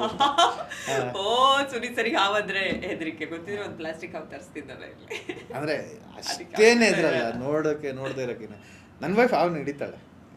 ಮಲ್ನಾಡೋರಲ್ಲ, ನಮ್ ಕಡೆ ಜಾಸ್ತಿ ಕಿಂಗ್ ಕೋಬ್ರಾಗಳೇ ಜಾಸ್ತಿ. ಅದೇ ಕಿಂಗ್ ಅದೊಂದು ಭಯ. ಮಲೆನಾಡಲ್ಲಂತೂ ನಾನು ಒಂದೊಂದು ಹೆಜ್ಜೆ ನಮ್ಮವಾದ್ರೆ ಔಷಧಿ ಇದಾವೆ, ನಮ್ ಮನೆಗಳಿಗೆ ವಿಸಿಟ್ ಮಾಡ್ತವೆ, ಹಾಯ್ ಹೇಳಿ ಹೋಗ್ತವೆ. ನಮ್ಮ ಮಾವರ ತೋಟಕ್ಕೂ ಒಂದ್ಸಲ ಬಂದೋಗಿ. ಅದಕ್ಕೆ ಅದು ಕಿಂಗ್ ಅಂತೂ ಅದಕ್ಕೆ ಔಷಧಿನೇ ಇಲ್ವಲ್ಲ. ಅಪ್ಪು ಸರ್ ಹೇಳ್ತಾರಲ್ಲ ಗಂಧದ ಇಲ್ಲೆಲ್ಲ ಬರ್ತಾವ, ಅಯ್ಯೋ ಅಂತ. ಸೂಪರ್. ಇನ್ನು ಹಿಟ್ ಜೋಡಿ ಶರಣ್ ಸರ್ ಮತ್ತೆ ಆಶಿಕಾ ವಿಚಾರಕ್ಕೆ ಬಂದ್ರೆ ಒಂದಷ್ಟು ಎಕ್ಸ್ಪೆಕ್ಟೇಷನ್ ಡಾನ್ಸು ಅಥವಾ ಅವ್ರದ್ದು ಇದ್ರಲ್ಲೂ ಅಷ್ಟೇ. ಅವತಾರ ಪುರುಷ ಪಾರ್ಟ್ 1 ಅಲ್ಲೂ ಇಷ್ಟ ಆಗಿದೆ ಅವ್ರದ್ದು ಕಾಮಿಡಿ ಟೈಮಿಂಗ್. ಈಗಲೂ ನಂಗೆ ಆ ಟ್ರೇಲರ್ ನೋಡಿದ್ರೆ ನಾ ಹೇಳ್ತದೆ ರಿಪೀಟ್ ಮಾಡಲ್ ನಗ್ತೀನಿ. ನಂಗೆ ಗೊತ್ತಿರ್ಲಿ ಇದೇ ಕಾಮಿಡಿ ಬರುತ್ತೆ ಅಂತ, ಬಟ್ ನಗು ಬರುತ್ತೆ ಅವ್ರಿಬ್ರು ಕಾಂಬಿನೇಷನ್. ಅವ್ರ ಕಾಂಬಿನೇಷನ್ ನಿಮ್ಮ ಸಿನಿಮಾದಲ್ಲಿ ಪಾರ್ಟ್ 2 ಎಷ್ಟು ಎಕ್ಸ್ಪೆಕ್ಟ್ ಮಾಡ್ಬೋದು? ಫಸ್ಟ್ 100 ಮಿಲಿಯನ್ ಕೊಟ್ಟಂತ ಜೋಡಿ ಚುಟು ಜೋಡಿ. ಸೊ ಅಫ್ಕೋರ್ಸ್ ಅಂದರೆ ರಿಪೀಟ್ ಮಾಡಿದ್ದೆ ಆ ಟೆನ್ಷನ್ ಅಥವಾ ಆ ಸಕ್ಸಸ್ನ ಗ್ರ್ಯಾಬ್ ಮಾಡ್ಕೊಳ್ಳೋಕ್ಕೋಸ್ಕರ. ಮತ್ತು ಸೀನ್ ಆ ರೀತಿ ಇತ್ತು ಪಾರ್ಟ್ 2ನಲ್ಲಿ. ಶರಣ್ ಸರ್ ತುಂಬ ಹೆಲ್ಪ್ ಮಾಡ್ತಾರೆ ಆ ಸೀನ್ಗಳು ಆಗ್ಬೇಕಾದ್ರೆ. ಬಟ್ ನಮ್ಮದ್ರಲ್ಲಿ ಇದ್ದಿದ್ದು ಆಶಿಕಾ ಅವ್ರಿಗೆ ಆ್ಯಕ್ಟಿಂಗ್ ಹೇಳ್ಕೊಡೋ ಥರ ಸೀನು. ಆ ರಿಹರ್ಸಲ್ಸ್ ಅವೆಲ್ಲ ನೋಡೋಕ್ಕೆ ಚೆನ್ನಾಗಿತ್ತು. ಆಮೇಲೆ ಇಬ್ರು ಒಂದು ಜೆಲ್ಲಾಗಿ ಆ್ಯಕ್ಟ್ ಮಾಡ್ತಾರೆ, ಚೆನ್ನಾಗಿ ಮಾಡ್ತಾರೆ. ಬಟ್ ಪಾರ್ಟ್ 2ಅಲ್ಲಿ ಆಶಿಕಾ ಮೇಡಮ್ ಪೋರ್ಷನ್ ಕಮ್ಮಿ, ಟು ಬಿ ಫ್ರ್ಯಾಂಕ್. ಯಾಕಂದರೆ ಅವ್ರ ಕತೆ ಇದ್ದಿದ್ದು ಅವನ್ನ ಕರ್ಕೊಂಬಂದು ಕತೆ ಸೆಟಪ್ ಮಾಡೋಕ್ಕೆ, ಅಂದರೆ ಅವರೇ ಸ್ಟೋರಿನ ಬಿಲ್ಡ್ ಮಾಡೋದು. ಅಂದರೆ ಅವರು ತಗೊಂಬಂದು ಆ ಬಿಲ್ಡ್ ಫಸ್ಟ್ ಹಾಫಲ್ಲೇ ಆಯಿತು.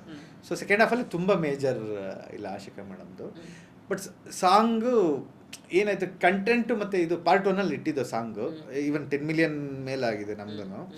ಬಟ್ ತುಂಬ ಜನ ಚುಟು ಕಂಪೇರ್ ಮಾಡ್ತಿದ್ರು ನಮ್ಮ ಸಾಂಗ್ನ.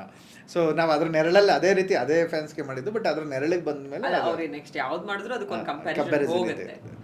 ಬಟ್ ತುಂಬ ಕಾಮೆಂಟ್ಸಲ್ಲಿ ನಮ್ಗೆ ಈ ಫಿಲಮ್ಗೆ ಈ ಜನರ್ಗೆ ಎಂಟರ್ಟೈನ್ಮೆಂಟ್ ಬೇಡ ಅಂತ ಬಂತು. ಸೊ ಆ ಕಾರಣಕ್ಕಾಗಿ ಪಾರ್ಟ್ 1 ನಾವು ಸಾಂಗ್ ಬಿಟ್ಟು.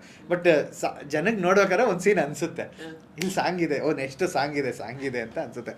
ಆ ಬಿಲ್ಡಪ್ ಇತ್ತು, ಎಲ್ಲ ಇತ್ತು. ಆ ಸೀನು ಅದಕ್ಕೆ ಮೋಟೋ ಮಾಡಿ ಬರ್ದಿದ್ದ, ಶೂಟು ಮಾಡಿದ್ದ, ಫಸ್ಟ್ ಮಾಡ್ಬೇಕಾದ್ರೆ. ಬಟ್ ತುಂಬ ಕಾಮೆಂಟ್ಸ್ನ ನಾವು ಕನ್ಸಿಡರ್ ಮಾಡಿ ಕೆಲವೊಂದು ಎಂಟರ್ಟೈನ್ಮೆಂಟ್ ಅಂದರೆ ಜನನ ಎಂಟರ್ಟೈನ್ಮೆಂಟ್ ಇಲ್ಲಿ ಕನ್ವರ್ಟ್ ಮಾಡೋದು ಬೇಡ ಅಂತ ಅನಿಸಿ ಬಿಟ್ಟು ಕಂಟೆಂಟ್ ಕಾನ್ಸಂಟ್ರೇಟ್ ಮಾಡೋಣ. ಒಂದು ಹಾಡಿನ ಸಾಲು ಹೇಳ್ತೀನಿ, ನೀವು ಹಾಡಬೇಕು ಆ ಥರದ್ದೇನಿಲ್ಲ. ಆ ಸಾಲು ಒಂದೆರಡು ಲಿರಿಕ್ಸು ಅಥವಾ ಹಾಡು ನಿಮ್ಮ ಲೈಫ್ನ ಯಾವ ಸಿಚುವೇಶನ್ಗೆ ಸೂಟ್ ಆಗುತ್ತೆ ಅಂತ ನೀವು ಹೇಳಬೇಕು.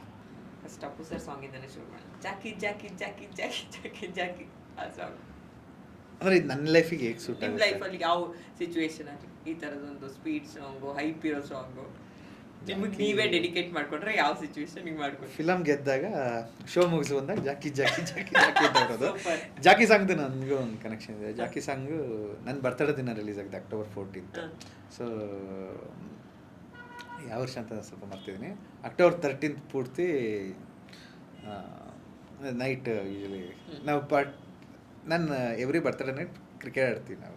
ಅಂದರೆ ನಂಗೆ ಏನು ಖುಷಿ ಆ ಕೆಲಸ ಮಾಡೋಣ ಅಂತ. ಸೊ ಹುಡುಗರೆಲ್ಲ ಸೇರಿರ್ತೀವಿ ಆಲ್ಮೋಸ್ಟ್ ನಮ್ಮದೆಲ್ಲ.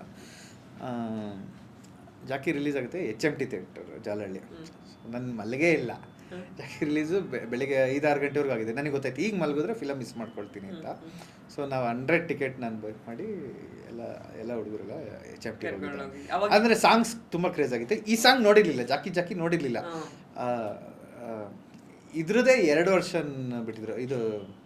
ಇದ್ರದಲ್ಲ, ಶಿವ ಅಂತ ಹೋಗುತ್ತಿದ್ದೆ ರೋಡಿನಲ್ಲಿ, ರೋಡಿನಲ್ಲಿ, ಹೌದು. ಅದೇ ಟ್ಯೂನಲ್ಲಿ ಎಕ್ಕ ರಾಜ ರಾಣಿ ನನ್ನ ಹೌದು, ಹೌದು, ಎರಡು ಆ ರೀತಿ ಇದೆಲ್ಲ. ಅವಾಗ ಆಮೇಲೆ ಆಡಿಯೋ ಇದು CD ಇದ್ರಲ್ಲ ಸಾಂಗ್ಸ್ ಅವಾಗ. ಸೊ 5 ಸಾಂಗು ಒಟ್ಟಿಗೆ ಕೇಳ್ತಿದ್ದ. ಈ ರೀತಿ ಯೂಟ್ಯೂಬ್ ಒಂದೊಂದು ಸಾಂಗ್ ಕೇಳೋದು ಆ ರೀತಿ ಇರಲಿಲ್ಲ. 5 ಸಾಂಗು ಒಂದೇ ಕೆಸರ ಕೇಳ್ತಿದ್ದ. ಸೊ ತುಂಬ ಕ್ರೇಜ್ ಇದ್ದಿತ್ತು. ಈ ಸಾಂಗ್ನ ವಿಡಿಯೋ ನೋಡಿರ್ಲಿಲ್ಲ ನಾನು, ಜಾಕಿದು. ಥಿಯೇಟ್ರಲ್ಲಿ ಹೋದಾಗ ವೆರಿ ಓಪನಿಂಗ್ಗೆ ಈ ಸಾಂಗ್ ಅಲ್ವಾ, ಚುಮ್ ಅನ್ಬಿಟ್ಟಿತ್ತು. ಸೂರಿ ಸರ್, ಭಟ್ರು, ಹರಿಕೃಷ್ಣ ಸರ್ ಅವರೆಲ್ಲ ಬಂದು, ಆಮೇಲೆ ಈ ಸಾಂಗ್ ಶೂಟ್ ಲೆವೆಲೇ ಬೇರೆ ಲೆವೆಲಲ್ಲಿ ಇತ್ತು. ಒಂಥರ ಬಾಕ್ಸ್ ಆ ಟೈಮಿಗಂತೂ ಅದು ನೆಕ್ಸ್ಟ್ ಲೆವೆಲ್ ಟ್ರೆಂಡಿಂಗ್ ಸಾಂಗ್ ಅಂತೂ. ಮೇ ಬಿ ರೀಲ್ಸ್ ಅವಾಗೆಲ್ಲ ಇದ್ದಿದ್ರೆ ಬೇರೆ ಲೆವೆಲ್ ಕ್ರೇಜ್ ಆಗಿದೆ ಈ ಸಾಂಗ್. ಬರೀ ಈ ಸಾಂಗ್ ನೋಡೋಕ್ಕೋಸ್ಕರನೇ ಮತ್ತೆ ಓದೋರು ಇದ್ದಾರೆ. ಯಾಕಂದ್ರೆ ಅವಾಗ ಯೂಟ್ಯೂಬ್ ಈ ಸಾಂಗ್ ಬಿಟ್ಟಿರ್ಲಿಲ್ಲ. ಸಖತ್ತಾಯ್ತು ಆ ಟೈಟಲ್ ಬರೋದಲ್ಲ. ಸೊ ಈ ಸಾಂಗ್ ಕೊಟ್ಟಿರ್ಲಿಲ್ಲ ಮೋಸ್ಟ್ಲಿ ಅವರು ಯೂಟ್ಯೂಬಲ್ಲಿ. ಬೇರೆ 2 ನೋಡಿದ್ದೆ. 2 ಜಡೆಯನ್ನು ಅದು ಅಂದ್ರೆ ಆ ಕಂಟ್ರಿಲಿ ಅದು ಟೋಪಿ ತರ ಇತ್ತಲ್ಲ, ಇಟಲಿ ಅದೆಲ್ಲ. ಸೊ ಆ ಲೊಕೇಶನ್ಸ್ ಎಲ್ಲ ತುಂಬಾ ಇಷ್ಟ ಆಗಿತ್ತು. ಶಿವ ಅಂತ ಹೋಗುತ್ತಿದ್ದೆ, ಅದು ಮಾಮೂಲಿ. ಎಕ್ಕರಾಜ ರಾಣಿ ಅವೆಲ್ಲ ಇದಾಗಿತ್ತು. ಬಟ್ ಈ ಸಾಂಗ್ ಸಖತ್ ಕ್ರೇಜ್ ಇತ್ತು. ಸೂಪರ್. ಅಂದ್ರೆ ಸಿನಿಮಾ ಹಿಟ್ ಆದಾಗ ಈ ಸಾಂಗ್ ಜಾಕಿ ಜಾಕಿ ಜಾಕಿ. ಓಕೆ, ಇನ್ನು ನಿಮ್ ಸಿನಿಮಾದಿಂದನೇ ಬರೋಣ. ಮೂಕನಾಗಬೇಕು ಆ ಥರದೊಂದು ಮೋಡಿಗೆ ಯಾವಾಗ ಹೋಗ್ತಾರೆ? ಅಂದ್ರೆ ಒಂದ್ ಸ್ವಲ್ಪ ಫಿಲಾಸಫಿ ಎಲ್ಲ ಏನಾದ್ರು ಮನೆಯಲ್ಲಿ ಅಥವಾ ಎಲ್ಲೇ ಇಶ್ಯೂ ಆದ್ರೂ ನಾನು ಸೈಲೆಂಟ್ ಆಗ್ಬಿಡ್ತೀನಿ ಫಸ್ಟ್. ಬುದ್ಧಿವಂತಿಕೆನಾ ಅಥವಾ ನೀವು ಇರೋದೇ ಹಂಗೇನಾ, ಅಥವಾ ಬೆಟರ್ ಆಪ್ಷನ್ ಇದು ಅಂತೀರ? ಅಂದ್ರೆ ನಾನು ಇದು ರಿವರ್ಸ್ ಕೌಂಟರ್ ಕೊಡಕ್ ಹೋಗಲ್ಲ ತುಂಬಾ ಕಡೆ. ಪ್ರೊಡ್ಯೂಸರ್ ಇದ್ರಲ್ಲೂ ಅಷ್ಟೇ. ಅಂದ್ರೆ ಇದೆಲ್ಲ ಪುಷ್ಕರ್ ಸರ್, ರಮೇಶ್ ಸರ್, ಇವ್ರಿಗೆ ಪಾಪ ಇಬ್ರು ನನಗೆ ತುಂಬಾ ಇವ್ರಿಬ್ರಿಗೆ ಅಂತೆಲ್ಲ ಹಂಗ ಅನ್ಬಿಟ್ಟು ಏನೇ ಒಂದು ಡಿಸ್ಕಷನ್ ಪ್ರೊಡಕ್ಷನ್ ಮ್ಯಾನೇಜರ್ ಜೊತೆ ಇರೋದು ಶೂಟ್ ಟೈಮಲ್ಲಿ ಡಿಸ್ಕಷನ್ ಕೆಲವು ಇಷ್ಟ ಆಗದೆ ಇದ್ದಾಗ ನಾನು ಸ್ಪೇಸ್ ತಗೊತೀನಿ, ಸೈಲೆಂಟ್ ಆಗ್ತೀನಿ, ನೆಕ್ಸ್ಟ್ ಟಾಪಿಕ್ಗೆ ಹೋಗ್ತೀನಿ. ಅದಾದ ಮೇಲೆ ನಾನು ಮೆಸೇಜಲ್ಲಿ ಅಥವಾ ಎಲ್ಲಾದರೂ ಕನ್ವೆ ಮಾಡ್ತೀನಿ, ನನಗಿದು ಇಷ್ಟ ಆಗಿಲ್ಲ, ನಾನು ಈ ರೀತಿ ಮಾಡಲ್ಲ, ಹಾಗೆ ಕನ್ವೆ ಮಾಡ್ತೀನಿ. ಅವಾಗ ಮೂಕನಾಗಬೇಕು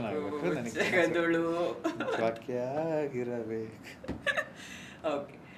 ತರವಲ್ಲ ತಾಯಿ ನಿನ್ನ ತಂಬೂರೀಶ್ವರ ಅದು ನನಗೂ ಅಪ್ಲೈ ಆಗುತ್ತೆ. ಅಂದರೆ ಅದೇ ಪೂರ್ತಿ ನಾವು ಕಲಿಯದೆ ತುಂಬ ಕೆಲಸಗಳು ಕೈ ಹಾಕ್ತಾ ಇರ್ತೀವಿ.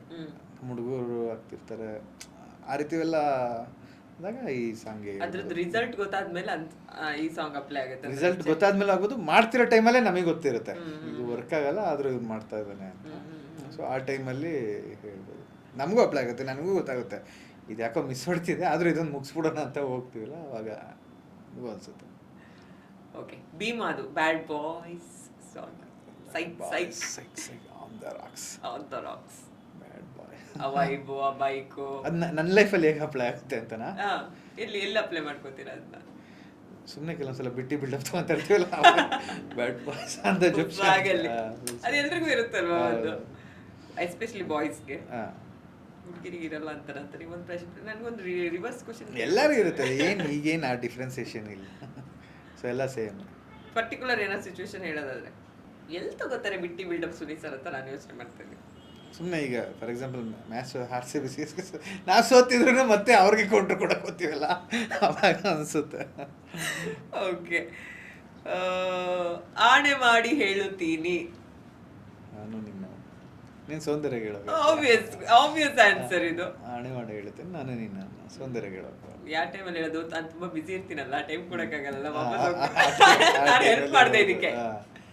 ಸೊ ಆ ಟೈಮಲ್ಲಿ ಹೇಳ್ಬೇಕು. ಏನಾದರೂ ಹೇಳಿ ಮರ್ತ್ಬಿಟ್ಟಿರ್ತೀವಿ, ಸೊ ಅವಾಗ ಕನ್ವಿನ್ಸ್ ಮಾಡೋಕ್ಕೆ ಏನೇ ಆದರೂ ನಾನು ನಿನ್ನವನು ಅಂತ ಅಂದರೆ ಆಣೆ ಯೂಸ್ ಮಾಡ್ತೀನಿ. ನಿನ್ನ ತುಂಬ ಯೂಸ್ ಮಾಡ್ತೀನಿ ನಾನು. ನನ್ನ ಅಲ್ಲಿ ಎತ್ತಾಯಣೆ ಅಂತ ಒಂದು ಯೂಸ್ ಮಾಡ್ತೀನಿ. ಅಂದ್ರೆ ಯಾರಿಗಾನ ಪ್ರೆಷರ್ ಹಾಕಿ ಇಲ್ಲ ಎತ್ತಾಯಣೆ ನಡೆದಿದೆ ಅದು ಅಂತ. ಒಬ್ಬೊಬ್ರದ್ದು ಒಂದು ಅಭ್ಯಾಸ ಇರುತ್ತೆ. Okay, last one, I am villain. Recover ಆಗ್ಲಿಲ್ಲ ಈ ಸಾಂಗ್ ಯಾವ ವಿಲ್ಲನ್ ಅಂತ.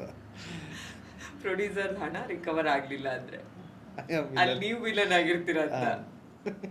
ಚೆನ್ನಾಗಿದೆ. ಇನ್ನಾದ್ರು ಬಿಟ್ಟು ಇನ್ನಿಲ್ಲ. ಓಕೆ, ಒಂದು ಕರೆಂಟ್ ಇಶ್ಯೂಸ್ ಬಗ್ಗೆ ಬಂದಿರುವಂತಹ ಸೆಲೆಬ್ರಿಟಿ ಗೆಸ್ಟ್ಗಳಿಗೆ ಯಾವುದಾದ್ರೂ ಒಂದು ಕ್ವೆಶ್ಚನ್ ಇರುತ್ತೆ. ಅದರಲ್ಲಿ ಇತ್ತೀಚೆಗೆ ನಮಗೆ ಬ್ಯಾಂಗ್ಳೂರ್ ವಾಟರ್ ಕ್ರೈಸಿಸ್ ತುಂಬ ಬೇರೆ ಕಡೆ ನ್ಯಾಷನಲ್ ನ್ಯೂಸ್ ಆಗ್ತಾ ಇದೆ. ಮತ್ತೆ ಅದಕ್ಕೊಂದು ಸೊಲ್ಯೂಷನ್, ಈ ಪ್ರತಿ ಸಲ ಕ್ರೈಸಿಸ್ ಆದಾಗ ನನಗಂತಲ್ಲ, ನನ್ನಂತ ಎಲ್ಲರಿಗೂ ಒಂದು ಕ್ವೆಶ್ಚನ್ ಮಾರ್ಕು, ಸೊಲ್ಯೂಷನ್ ಯಾಕೆ ಯಾರು ಕೊಡ್ತಾ ಇಲ್ಲ, ಅದ್ರ ಬಗ್ಗೆ ಡಿಸ್ಕಷನ್ಸ್ ಆಗುತ್ತೆ. ಸೊಲ್ಯೂಷನ್ ಅಂತ ಬಂದಾಗ ಈಗ ಆಬ್ವಿಯಸ್ಲಿ ಈಗ ಪೊಲಿಟಿಕಲ್ ಇದರಲ್ಲಿ ಇರೋರು ಅಥವಾ ಜಾಗದಲ್ಲಿ ಕುತ್ಕೊಂಡಿರೋರು, ಅಧಿಕಾರಿಗಳು, ಮಂತ್ರಿಗಳು ಇವರೆಲ್ಲ ಕೊಡ್ಬೇಕಾಗತ್ತೆ. ಸುನಿ ಸರ್ ಇದನ್ನೆಲ್ಲ ಯಾವ ತರ ನೋಡ್ತಾರೆ ಅಂದ್ರೆ, being A citizen of Bengaluru, ನಮ್ಮ ಬೆಂಗಳೂರು?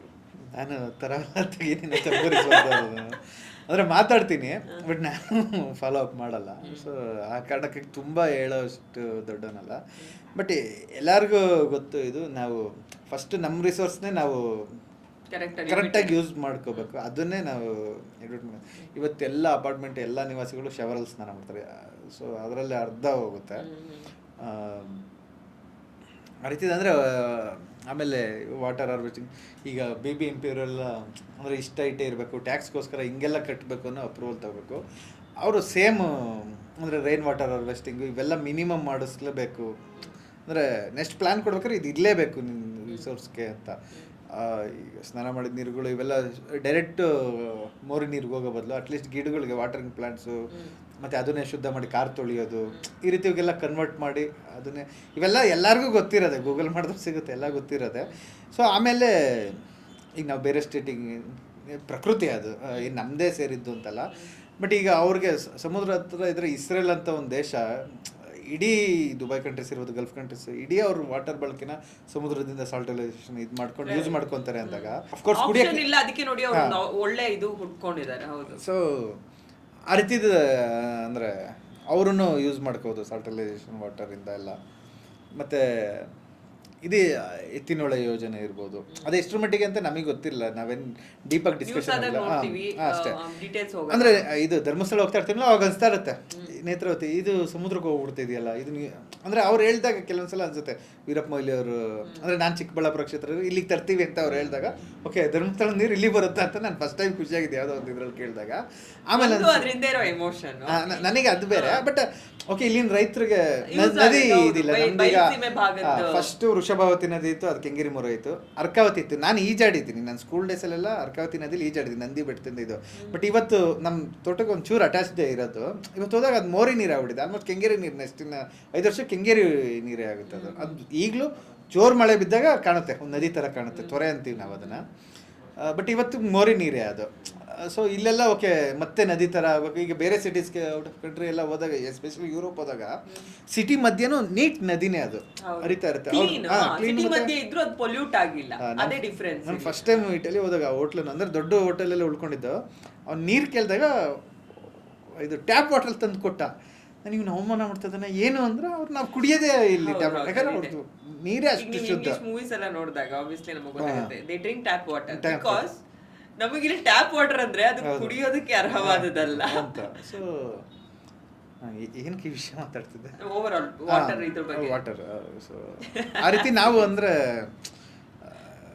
ಶುದ್ಧೀಕರಣ ಅನ್ನೋದು ಹೋಗಿದೆ. ಒಂದು ನಮ್ಮ ಪೊಲ್ಯೂಷನ್ನು ನಮ್ದು ಆ ರೀತಿ ಇದೆ, ಅಂದರೆ ನಮ್ಮ ಸಿಟಿನೂ ಆ ರೀತಿ ಇದೆ. ಅಂದರೆ ಅಫ್ಕೋರ್ಸ್ ಇಲ್ಲಿ ಎಲ್ಲ ಡ್ರೈನೇಜ್ ವಾಟರ್ ಸಿಸ್ಟಮ್ನ ಅದು ಫಸ್ಟಿಂದನೂ ನದಿಗೆ ಅಥವಾ ಎಲ್ಲಿದ್ರು ಅಲ್ಲಿ ಕನೆಕ್ಷನ್ ಮಾಡ್ಕೊಂಡು ಹೋಗ್ತಾರೆ. ಸೊ ಕೆಲಸ ಈಸಿ ಮಾಡ್ಕೊಳ್ಳೋದಕ್ಕೆ ತುಂಬಾ ದೂರದ ಯೋಚನೆ ಮಾಡದೆ ಶಾರ್ಟ್ ಕಟ್ಸ್ ಹುಡ್ಕೊಂಡು ಎಷ್ಟು ಪೊಲ್ಯೂಟ್ ಮಾಡಬೇಕು ಅಷ್ಟು ಮಾಡಿದ್ದಾರೆ. ಇಡೀ ದೇಶದ ನದಿ ಜೋಡಣೆ ಒಂದು ಕಾರ್ಯಕ್ರಮ ಮೇ ಬಿ ವಾಜಪೇಯಿ ಅವ್ರ ಟೈಮಲ್ಲಿ ನಾವು ಪ್ಲ್ಯಾನ್ ಮಾಡಿದ್ರು. ಸೊ ಆ ರೀತಿ ಎಷ್ಟಾಗುತ್ತೋ ಅಷ್ಟು, ಅಂದರೆ ಬರೀ ಆಮೇಲೆ ಏನು ಗೊತ್ತಾ, ಈಗ ಮಳೆ ಬಂದೇ ಬರುತ್ತೆ ನೆಕ್ಸ್ಟ್. ಕ್ರಿಸಿಸು ಇವೆಲ್ಲ ಈಗ ಮಾತಾಡ್ತೀವಿ ಅಷ್ಟೇ. ಮತ್ತೆ ಬೇರೆ ಅವಾಗ ನೀರು ಕರೆಕ್ಟಾಗಿ ನೀವು ಮೋರಿಗಳು ಮಾಡಿಲ್ಲ, ನೀವು ರೋಡಲ್ಲಿ ಬರ್ತಿದೆ ನೀರು ಅಂತ. ಅವಾಗ ಪ್ರತಿ ಸಲ ನಾನು ಜರ್ನಲಿಸ್ಟ್ ಆಗಿರೋ ಪ್ರತಿ ಸಲ ಮಳೆ ಬಂದಾಗ ಬೆಂಗಳೂರಲ್ಲಿ ತಗ್ಗು ಪ್ರದೇಶಗಳಿಗೆ ನೀರು ನುಗ್ಗಿದೆ. ಆ ನಾಯಂಡಹಳ್ಳಿ ಅಲ್ಲ ಹತ್ರ ಒಂದು ಇದಾಗಿ ಒಂದೆರಡು ಹೌದು, ಯಾವ್ದೋ ಮಗು ಬಿದ್ದೋಯ್ತು ಅಥವಾ ಮನೆಯೊಳಗೆ ನೀರು ಹೋಯ್ತು, ಈ ನ್ಯೂಸ್ಗಳು. ಬಟ್ ಅದಕ್ಕೆ ಯಾವ್ದು ಸೊಲ್ಯೂಷನ್ ರೈಟ್ ವೇ ಅಲ್ಲಿ, ಅಂದ್ರೆ ನೀವು ಹೇಳ್ತಾರಂದ್ರೆ ಅದರದ್ದು ಮೂಲ ಏನು ಅಲ್ಲಿಂದ ಶುರು ಮಾಡ್ಬೇಕು. ಮತ್ತೆ ಸಿಟಿಸನ್ಸ್ ಅಂದ್ರೆ ನಾವು ಚಿಕ್ಕ ಚಿಕ್ಕ ವಿಷಯಗಳು, ನಾವೇನೋ ದೊಡ್ಡದು ನಾವು ಕಾಂಟ್ರಿಬ್ಯೂಟ್ ಮಾಡೋಕ್ಕಾಗಿಲ್ಲ, ನಮ್ಮ ಮನೇಲಿ ಎಷ್ಟು ಮಾಡ್ಬೋದು ನಾವು ಸೇವಿಂಗ್ಸ್. Super sir. ಸೊ ನಮ್ಮ ಕಾರ್ಯಕ್ರಮಕ್ಕೆ ಫಸ್ಟ್ ಇದು ಹೊಸ ಕಾರ್ಯಕ್ರಮ ಬೇರೆ, ಸೆಲೆಬ್ರಿಟಿ ಪಾಡ್ಕಾಸ್ಟ್. ಎಲ್ಲಾ ಕ್ಷೇತ್ರ ಸೆಲೆಬ್ರಿಟಿ, ದೊಡ್ಡ ಈ ಚೇರಲ್ಲಿ ವಿರಾಟ್ ಕೊಹ್ಲಿ ಬಂದು ಕೂರ್ಲಿ. ಸೊ ಕನ್ನಡ ಇಂಡಸ್ಟ್ರಿ ದೊಡ್ಡ ಸ್ಟಾರ್ಸ್ಗಳೆಲ್ಲರೂ ಕೂರ್ಲಿ.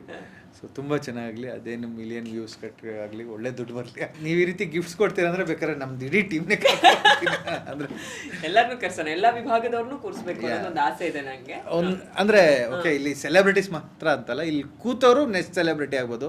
ಇವಂಗೆ ಅಸೋಸಿಯೇಟ್ ಡೈರೆಕ್ಟರ್ಸ್ ಅಥವಾ ಟೆಕ್ನಿಷಿಯನ್ಸ್, ಈ ಕ್ಯಾಮ್ರಾನ ಓಕೆ ಟೆಕ್ನಿಷಿಯನ್ಸ್ ಹಂಗೆ ಯಾರು ಇದ್ದಾರೆ. ಈಗ ಎಡಿಟರ್ಸ್ ಎಲ್ಲ ಪಾಪ ಈ ನಮ್ಮದು ಟ್ರೇಲರ್ ತುಂಬ ಇಂಪ್ರೆಷನ್ ತೊಗೊಂಡಿದೆ. ಅದಕ್ಕೆ ಮೇನ್ ರೀಸನ್ ಪಿನಾಕ ಸ್ಟುಡಿಯೋ ಮತ್ತು ಮನು ಅಂತ, ಇವರಿಬ್ಬರು ಹೆಸರಲ್ಲೂ ನಾನು ಹೇಳಿಲ್ಲ. ಇದನ್ನು ಬೇಕಾದ್ರೆ ಸಪ್ರೇಟ್ ಕಟ್ ಮಾಡಿ ನಾನು ಕೊಡಿ, ನಾನು ರೀಲ್ ಹಾಕ್ತೀನಿ.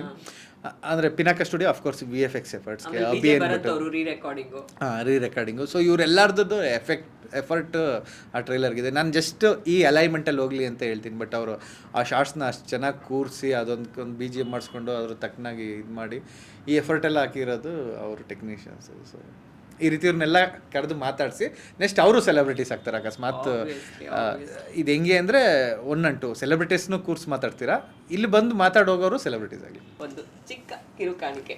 Thank you Raj. ನಾವು ಯೂಶ್ವಲಿ ಪ್ರಮೋಷನ್ಸ್ಗೆ ಹೋದರೆ ನಾವೇ ಕೊಡ್ಬೇಕು ಈ ಕಡೆಯಿಂದ.